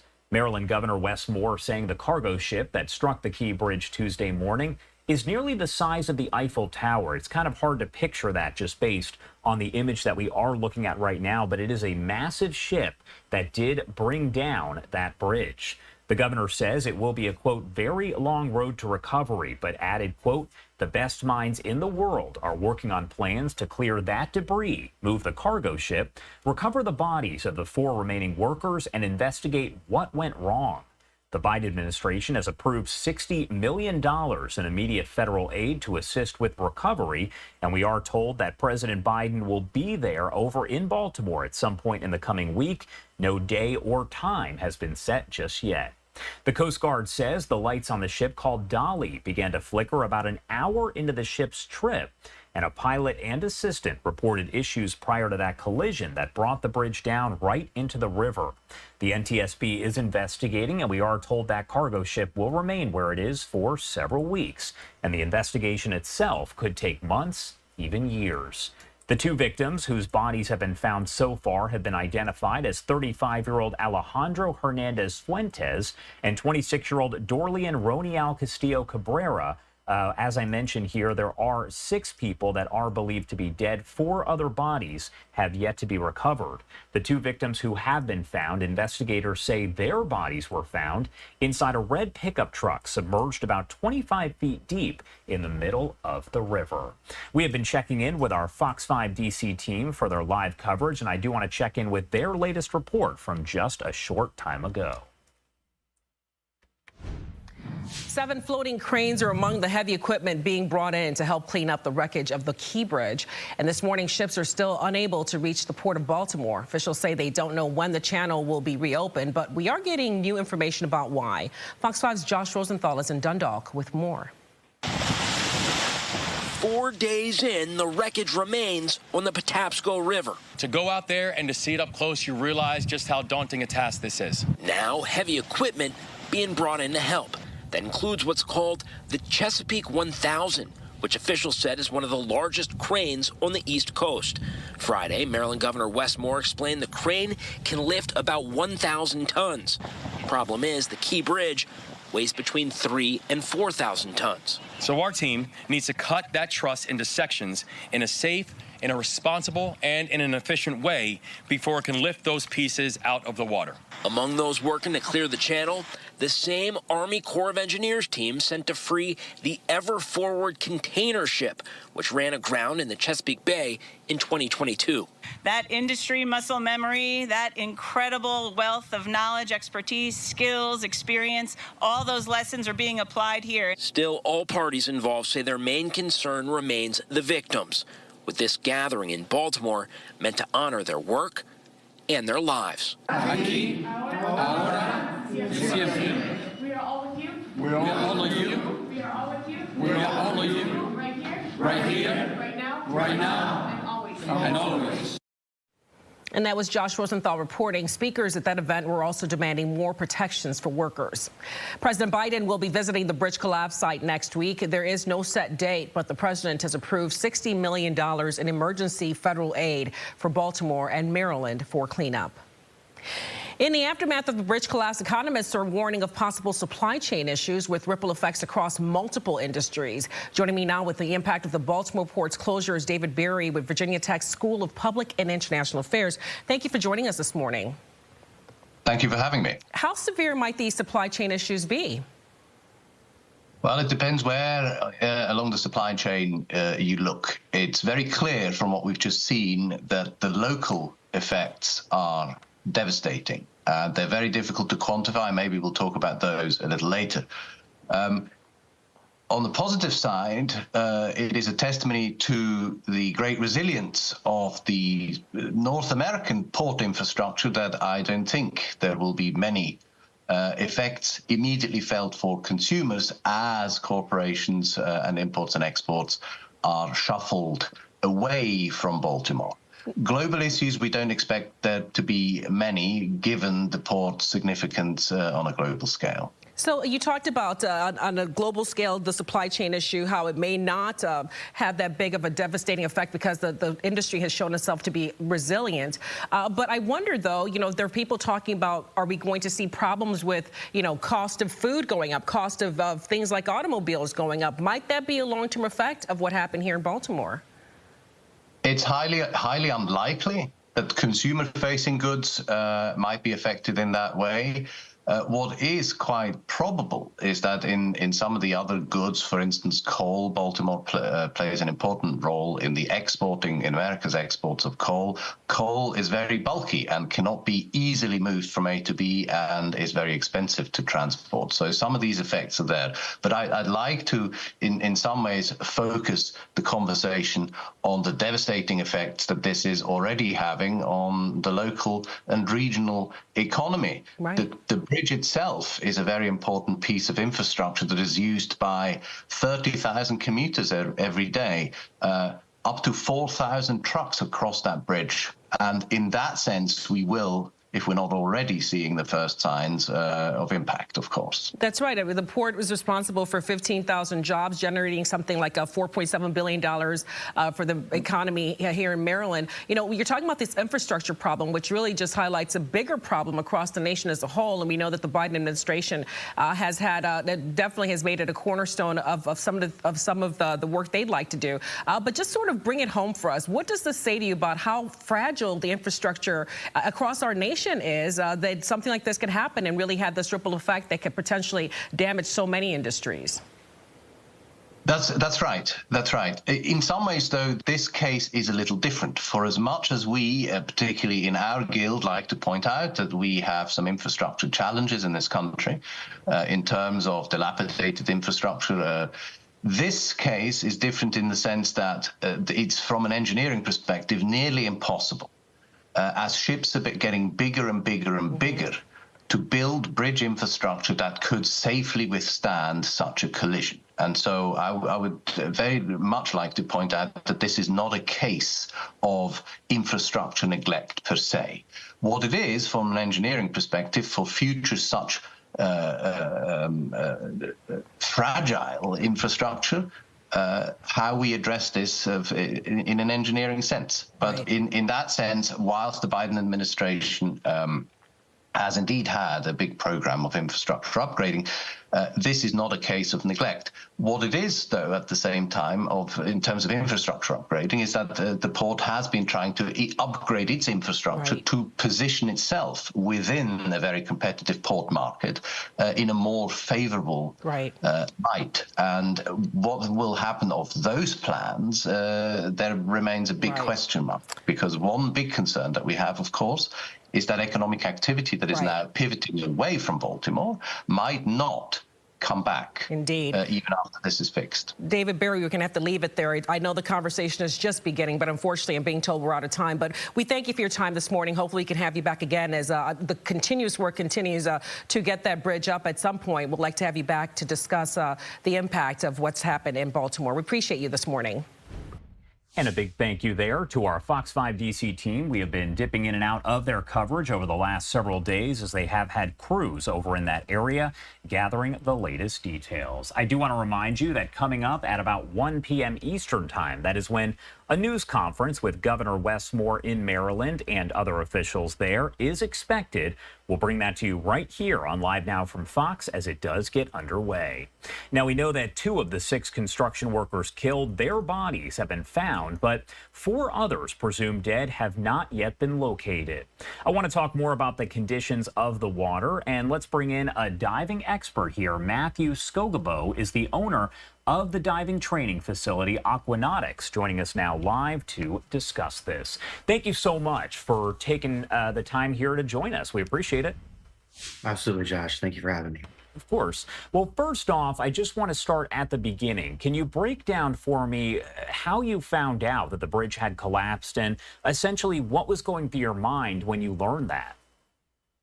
Yeah, I heard very early. Within about 10 minutes of the collapse, I started getting some text messages from some folks, kind of letting me know what's going on. I don't actively work with the emergency response teams in terms of I don't work on the teams or dive with them when they go, but I started preparing if they needed anything from us pretty early on. In terms of my reaction, shock and surprise, I think is everyone's initial reaction to an accident like this. There's a lot of things in place that are designed to help prevent these things at the port, and I got a lot of friends that work at the docks and at the port that was worried about them and that kind of thing. So yeah, a lot of shock, a lot of concern early on for sure. Describe for me the water of the river there and how difficult is that murky water, I guess, to search, especially when you're looking for people. It is a very difficult environment, especially when you have rain runoff like we were dealing with by the second day of the search. So, cold, very low visibility, 3 feet or less, with that much debris in the water, stirring up silt on the bottom and things like that. Current flowing through the channel there. It creates a very, very challenging environment. Typically in situations like this, teams will employ side scan radar systems to identify and look for targets as they're termed, but things that look like they should get a second look. And then they'll splash divers to go and investigate those contacts, verify what they are, and if they're in need of recovery, then they'll mark them and the teams will prep them for extraction. How do divers on these searches specifically ensure that, let's say, an entire area is covered with no spot left untouched? That's a very good question. And, the old days, it used to be we'd sink down basically pylons that we would attach line to, and we'd run a grid pattern and mark that grid pattern. And a search as complicated as the one that we're seeing here at the bridge with the debris and things like that. My understanding is that some GPS systems were used to help track a grid pattern that they ran with the sonar systems and with the divers. But it is a very complex environment with, again, a lot of debris in that channel, depth to work with and things like that, but they are able to comfortably assure themselves that they have gone through all that entire area and scanned in that search and identified targets. My understanding is that the depth over where this happened is about 50 feet or so. Are each, I guess, level of the depth, do they search all of that equally, or is there a specific, portion of the river that they search a little bit more? Not necessarily. 50 foot in terms of, diving is actually relatively shallow, so it is definitely searchable. Those systems that they use, those side scan sonar systems are, they have a lot of range on them. And they can get, they're made very specifically to do this sort of work. So the depth itself does not present a limitation or a challenge for the search and recovery divers. Something I've been thinking a lot about here, searching a river versus, let's say, a lake. Is there a huge difference? There can be a significant difference, and especially in our area, the rivers themselves, again, low visibility. When you're moving through these channels or in these channels, you're going to have higher flow current that creates a problem than you would in a lake. Lake typically is very low flow, if any current at all. But for a river system, you're going to have high flow current, especially during tidal shifts and things like that. So it does make a very challenging and dynamic environment for these divers as they're going about their job, for sure. How does the search effort differ when you're talking about a rescue mission versus a recovery mission? Because I imagine at first with a rescue mission, really time is more of the essence than during a recovery mission. And you're absolutely correct in that. For rescue, they are moving very rapidly. They're trying to, identify things and get down and see who's there, see if they can, recover anybody and get them up and get them to medical care. When you move into a recovery phase, you're quite a bit more methodical. You're much slower. At that point, you don't want to create any more casualties as you're, seeking to bring everybody home. So the recovery phase is quite a bit more methodical, quite a bit slower there as you're moving through and trying to identify everything and verify you've left no stone unturned. How do divers go about preparing for something like this? You would hope that it doesn't happen, but obviously, as we see here, it does. So how do those divers prepare? So, whether they're full-time teams or, part of the volunteer squads and that kind of thing, these guys train throughout the year in different environments for search and recovery programs, through different search and recovery programs, and different other aspects of dive training that involve specifically this kind of work. And they train all over the state and different water environments to be able to have the skill set to kind of go anywhere they need to go. So all of these teams, Baltimore City, Baltimore County, Anne Arundel County, the volunteer teams that came down, all of them train not only individually, but together in the state. And they work very, very hard to be very proficient and good at what they're doing. Matthew, thank you so much for taking the time to join us and provide some expertise there. Is there anything else you want to add about any of this before I let you go? It's a terrible tragedy for the families, and I know that those first responders are working very, very hard to bring everybody home. And it is an ongoing and dynamic process as all of Maryland deals with this tragedy. And but we're willing to meet the challenge for sure. All right, thank you again for taking the time to be here with us. We appreciate it. Thank you for your time. Have a wonderful day. You too. And we are taking a live look here from one of our cameras in that area. You can see the cones are set up there at 695, and that is the bridge there in the distance. But you do have law enforcement that has been there for several days and will likely be there for quite a while. We know that that ship that did crash into the bridge, bringing it down into the water, is expected to be where it is for several weeks right now. The largest crane over on the eastern seaboard did arrive in that area just a day ago, and today another large crane is expected to be there. Not clear what time, when that will arrive, but we do know that at 1 p.m. Eastern time, Maryland Governor Wes Moore is expected to deliver a briefing here. They've been later on in the afternoon or evening over the past several days, but this one's scheduled for 1 p.m. Eastern time, and you can watch it right here on Live Now from Fox as it does get underway. We have been checking in with our Fox 5 DC team, but also our Fox News team as well. Griff Jenkins has been out at that location. The Francis Scott Key Bridge collapse disrupted more than just a waterway. We are joined together today for a somber moment to honoring the 6 brothers who lost their lives during the Key Bridge collapse. Workers in the Baltimore community honoring the 6 construction crew members presumed to be dead after the bridge collapse. Officials say the crew employed by Bronner Builders was repairing potholes on the bridge when it went down. The deceased workers hailing from El Salvador, Guatemala, Honduras, and Mexico. The workers who are immigrants to this country, workers who shoulder to shoulder with U.S.-born workers and as brothers and sisters build this nation. So far, 2 of their bodies have been found, trapped in a pickup truck. The tragedy sparking calls for stronger protections for immigrant construction workers. ¿Qué pasaría? What were to happen si me lastimara? If I were to get injured? O algo peor. Or even worse. Meanwhile, Maryland lawmakers have started drafting legislation to replace income for the Port of Baltimore workers affected by the closure. Governor Wes Moore says the state is doing everything in its power to reopen the bridge in the vital shipping hub.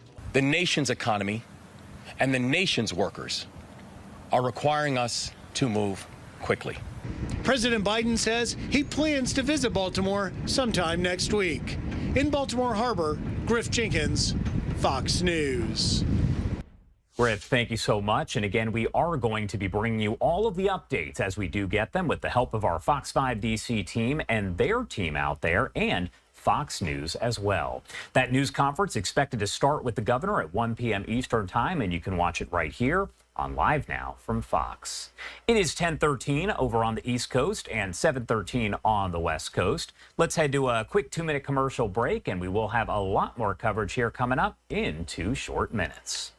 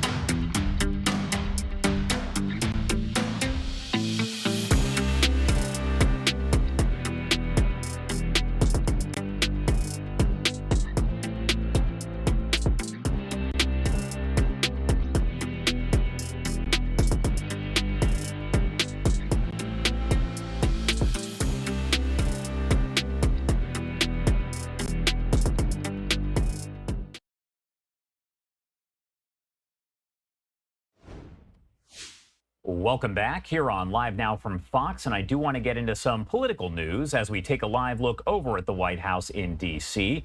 Today, we do know the North Dakota Democratic presidential primary is underway. That is expected to end at 12 p.m. Eastern time. We'll make sure to bring you all of those results as we do get them in. They should come in pretty quickly, as it is very likely that a majority of the votes will go to President Biden. Again, though, we will keep you updated as we do get that information. We also know that former President Trump did win the North Dakota Republican caucus earlier on this month. Today is just the Democratic primary. Again, those results expected at about 12 p.m. Eastern time. Want to stick with some political news right here, right now, as President Biden does say this week's fundraiser at Radio City Music Hall brought in more money than any Democratic event in history. He spoke to supporters about the enthusiasm and unity within the party and also claimed that he was leading in several national polls. Fox's Mark Meredith is at the White House and filed this report. President Biden bid goodbye to New York after adding a lot of money, more than $26 million to his campaign coffers, more money than former President Trump raised in all of February. Viva, viva Palestina! But the Biden-Harris campaign still has problems winning over some Democrats, like those furious over America's continued diplomatic and military support for Israel. Shame on you, Joe Biden! Shame on you! Shame on you! President Biden, who was sharing a stage with former Presidents Clinton and Obama, was heckled by pro-Palestinian protesters. Now the Biden campaign is seeking support from an unlikely group, Republicans, especially those not excited about another Trump term. She is not presidential timber. In a new ad set to air in battleground states, Biden urges Nikki Haley supporters to back his campaign in an effort, they say, to, quote, save America. Polls show Americans overall are not happy with the president's performance on key issues, including immigration, inflation, and the economy. The labor market is strong right now, and inflation has been coming down. Federal Reserve Chairman Jerome Powell said new government data shows inflation is still a concern, but in line with his expectations. The Personal Consumption Expenditures report shows prices climbed 2.5% last month, a half percentage point higher than the Feds want. Powell says the data makes it tough to predict if and when interest rates may be lowered. We can and we will be careful about this decision because we can be. One place where Americans may still feel the impacts of inflation is at the gas pump. Prices up double digits from the start of this year. As for President Biden, he's expected to stay out of the limelight this weekend. He's spending his Easter holiday at Camp David. At the White House, Mark Meredith, Fox News. Mark, thank you so much. And as you heard me say a few times, the North Dakota Democratic presidential primary happening right now as we speak. We expect that to end at 12 p.m. Eastern time, and we should get some more details on the results pretty quickly here. We'll bring those to you on Live Now from Fox as they do get underway. 10:18 on the East Coast and 7:18 on the West Coast. We're going to head to a quick break, but a lot more live coverage to get to. You're watching Live Now from Fox.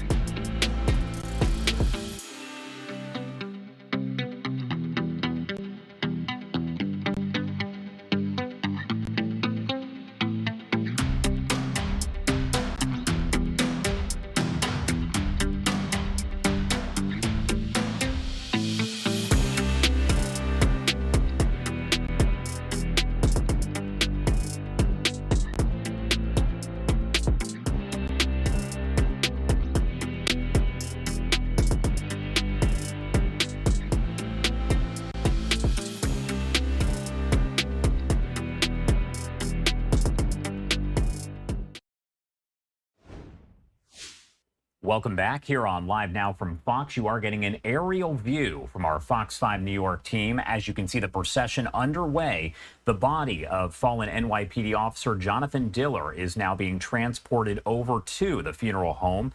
As we know, that funeral service is expected to begin in a matter of about 10 minutes. And you can watch it here on Live Now from Fox as it does get underway. We are not going to be taking commercial breaks during that service. I do want to go over some of the details if you're not too familiar with the case, as we know that the driver behind the wheel when the officer was shot and killed during a traffic stop Monday in Queens has been arrested and charged. Lindy Jones, 41 years old, of Queens, charged Wednesday morning with criminal possession of a weapon and defacing a weapon. Officers do say at this point that while they are still technically investigating, they believe that this was a traffic stop that ended with gunfire. And we did see that officer shot in the chest right below his bulletproof vest.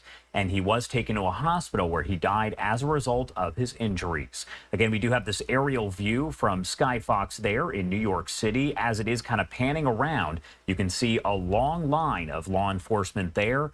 Looks like they're about to zoom in again, but this is going to be kind of ongoing until the service does begin at about 10:30 a.m. Eastern time. Our Fox 5 New York team has been following this story and does have the very latest, as yesterday was the second day of a wake for that officer. Officer Diller was an amazing guy. Probably the best guy we had on the team, just the nicest guy. Just full of love and just always sharing it with all of us. And with everyone he knew, NYPD officer Michael Robinson remembering his partner, his friend, fallen officer Jonathan Diller. He loved the unit. He was always just super eager and motivated. A family man devoted to his wife Stephanie and one-year-old son Ryan. Great father. His family was always #1 thing for him. Friday was day 2 of Officer Diller's wake. Once again, thousands lining up to pay their respects. Family, friends, first responders from across the country, and strangers. I just feel in my heart to be here as an American to remember him. A senseless loss of a young life. Officer Diller was just 31 years old, on the force for 3 years. He was shot and killed on Monday during a routine traffic stop in Far Rockaway, Queens. Guy Rivera is the accused gunman and is facing several charges, including murder. Things need to change because this can't keep happening. We can't lose any more police officers. They're here to protect us. Earlier in the day, Governor Kathy Hochul briefly visited with Diller's family. They expressed disgust over the legal system, and an unknown group of people confronted her on the way out. Among those who attended tonight's wake, Timothy Cardinal Dolan, who tells us he spoke with Diller's wife. I found her remarkably serene. I mean, you could tell she's just been through a shattering experience, but what? She's talking about her little boy, Ryan. She's talking about her family. She's talking about grateful memories. She's talking about faith. During this difficult time, he says, she's holding on to faith and leaning on her family and this entire community who has shown them so much love and support. She's so moved by the solidarity and the embrace that she's seeing from everybody. A big thank you there to our Fox 5 New York team. This is an aerial view coming in from our Fox 5 Sky Fox over there, as we did see a long line of law enforcement vehicles that were gathering together. This service expected to get underway in just about 5 minutes, and you can watch it live here on Live Now from Fox. The time 10:25 on the East Coast and 7:25 on the West Coast. We're going to get another break in here, but more coverage here in 2 short minutes. Don't go anywhere.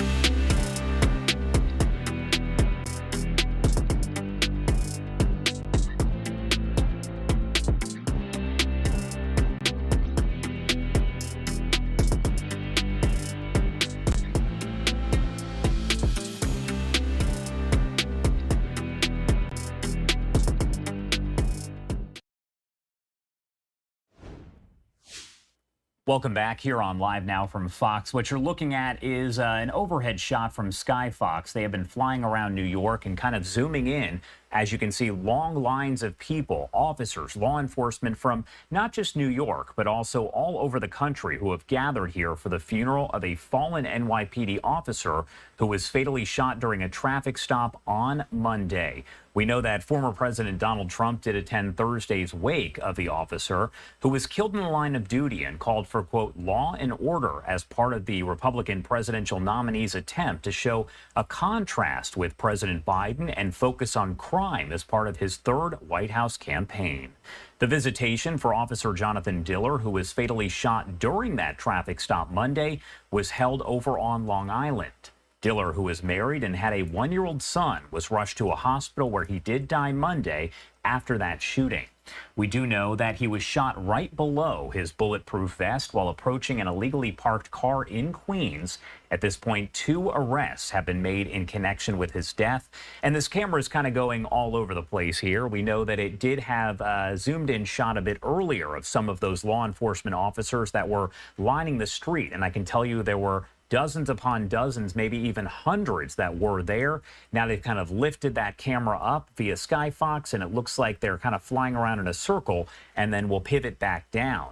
Now, we are expecting that service to get underway here in just about 1 minute. Not sure if it will start on time, as there are still a lot of people that do have to get into that funeral home, again, over on Long Island. We're going to bring you that service as it does get underway here, though, in a matter of minutes. I do want to try to get the last commercial break of the hour out of the way right now, so we do not take any commercial breaks during the service itself. Let's head to that final break, and on the other side, that funeral service may be underway. We'll bring it to you all right here on Live Now as it does begin.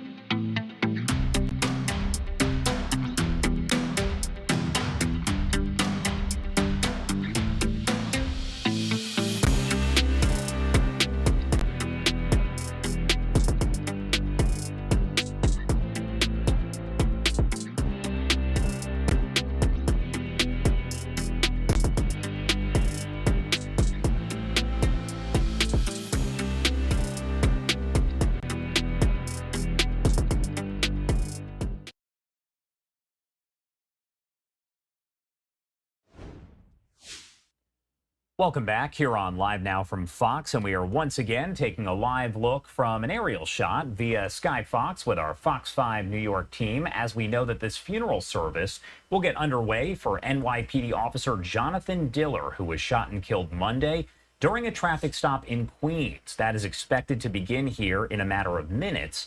It was slated to start at 10:30 a.m. Eastern time. It has not begun just yet.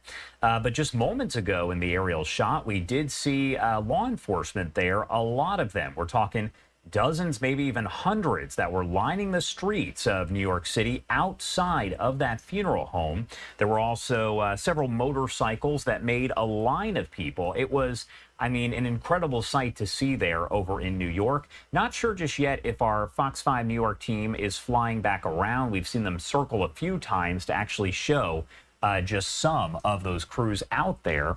Again, that funeral service is expected to begin here in just a matter of minutes, so we are going to make sure to bring that to you live, raw, and unfiltered as it does get underway. I do want to go over some of the details of the background here if you're not too familiar with the case, but the driver behind the wheel when Officer Diller was shot and killed during that traffic stop in Queens on Monday has now been arrested as well. Lindy Jones, 41, was charged Wednesday with criminal possession of a weapon and defacing a weapon. According to police, Jones was in the driver's seat of an illegally parked vehicle at a bus stop when the officers asked the men inside to step out just before 6 p.m. in Far Rockaway. That is when the suspect in the passenger seat, identified as 34-year-old Guy Rivera, refused, and police say pointed a gun at the officers and fired. The bullet struck Diller in the stomach just beneath his bulletproof vest. Diller's partner returned fire, wounding Rivera, who was taken to a hospital and does remain stable. Charges against him are pending at last check. Diller, in the meantime, was rushed to Jamaica Hospital, where we are told he died. He is survived by his wife and a 1-year-old son. According to Mayor Eric Adams, Rivera has more than 20 prior arrests. Shortly before Jones was charged, officers recovered a second weapon, a 9mm firearm, in the glove compartment of the vehicle. That is according to officers. They are investigating whether the gun does belong to Jones. A wake for Diller was held Thursday. That is where we saw former President Trump attend and provide comments outside, saying that law and order is a must. There was another wake that was held Friday. Our Fox 5 team was there. We played a report here from Stephanie Bertini there, who was out at that service. Diller's funeral is going to be held today, and it is expected to get underway. It was slated for 10:30 a.m. Eastern time, but there are so many people outside that I believe they are trying to just get everyone inside and figure out some last-minute technical things before we see that live stream start up, and then we can bring that to you here on LiveNOW. The murder is NYPD's first police killing since 2022, when two officers, Wilbert Mora and Jason Rivera, were ambushed in a Harlem apartment building after responding to a domestic disturbance call. Again, this is the first time that an NYPD officer has been killed since about 2 years ago.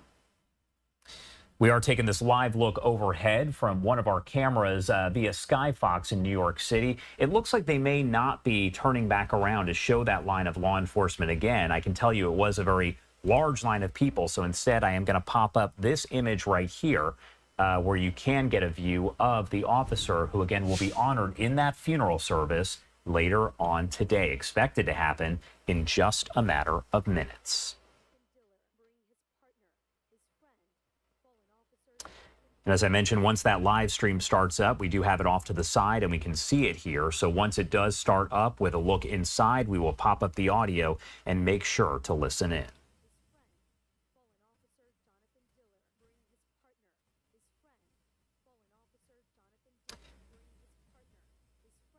And while I did just play it a few minutes ago, I do want to go back to this report here from our Fox 5 New York team that has a little bit more of the background on the investigation and what we know about what happened. Officer Diller was an amazing guy, probably the best guy we had on the team, just the nicest guy, just full of love and just always sharing it with all of us. And with everyone he knew, NYPD officer Michael Robinson remembering his partner, his friend, fallen officer Jonathan Diller. He loved the unit, was always just super eager and motivated. A family man devoted to his wife Stephanie and 1-year-old son Ryan. Great father. His family was always the #1 thing for him. Friday was day 2 of Officer Diller's week. Once again, thousands lining up to pay their respects. Family, friends, first responders from across the country, and strangers. I just feel in my heart to be here as an American, to remember him. A senseless loss of a young life. Officer Diller was just 31 years old, on the force for 3 years. He was shot and killed on Monday during a routine traffic stop in Far Rockaway, Queens. Guy Rivera is the accused gunman and is facing several charges, including murder.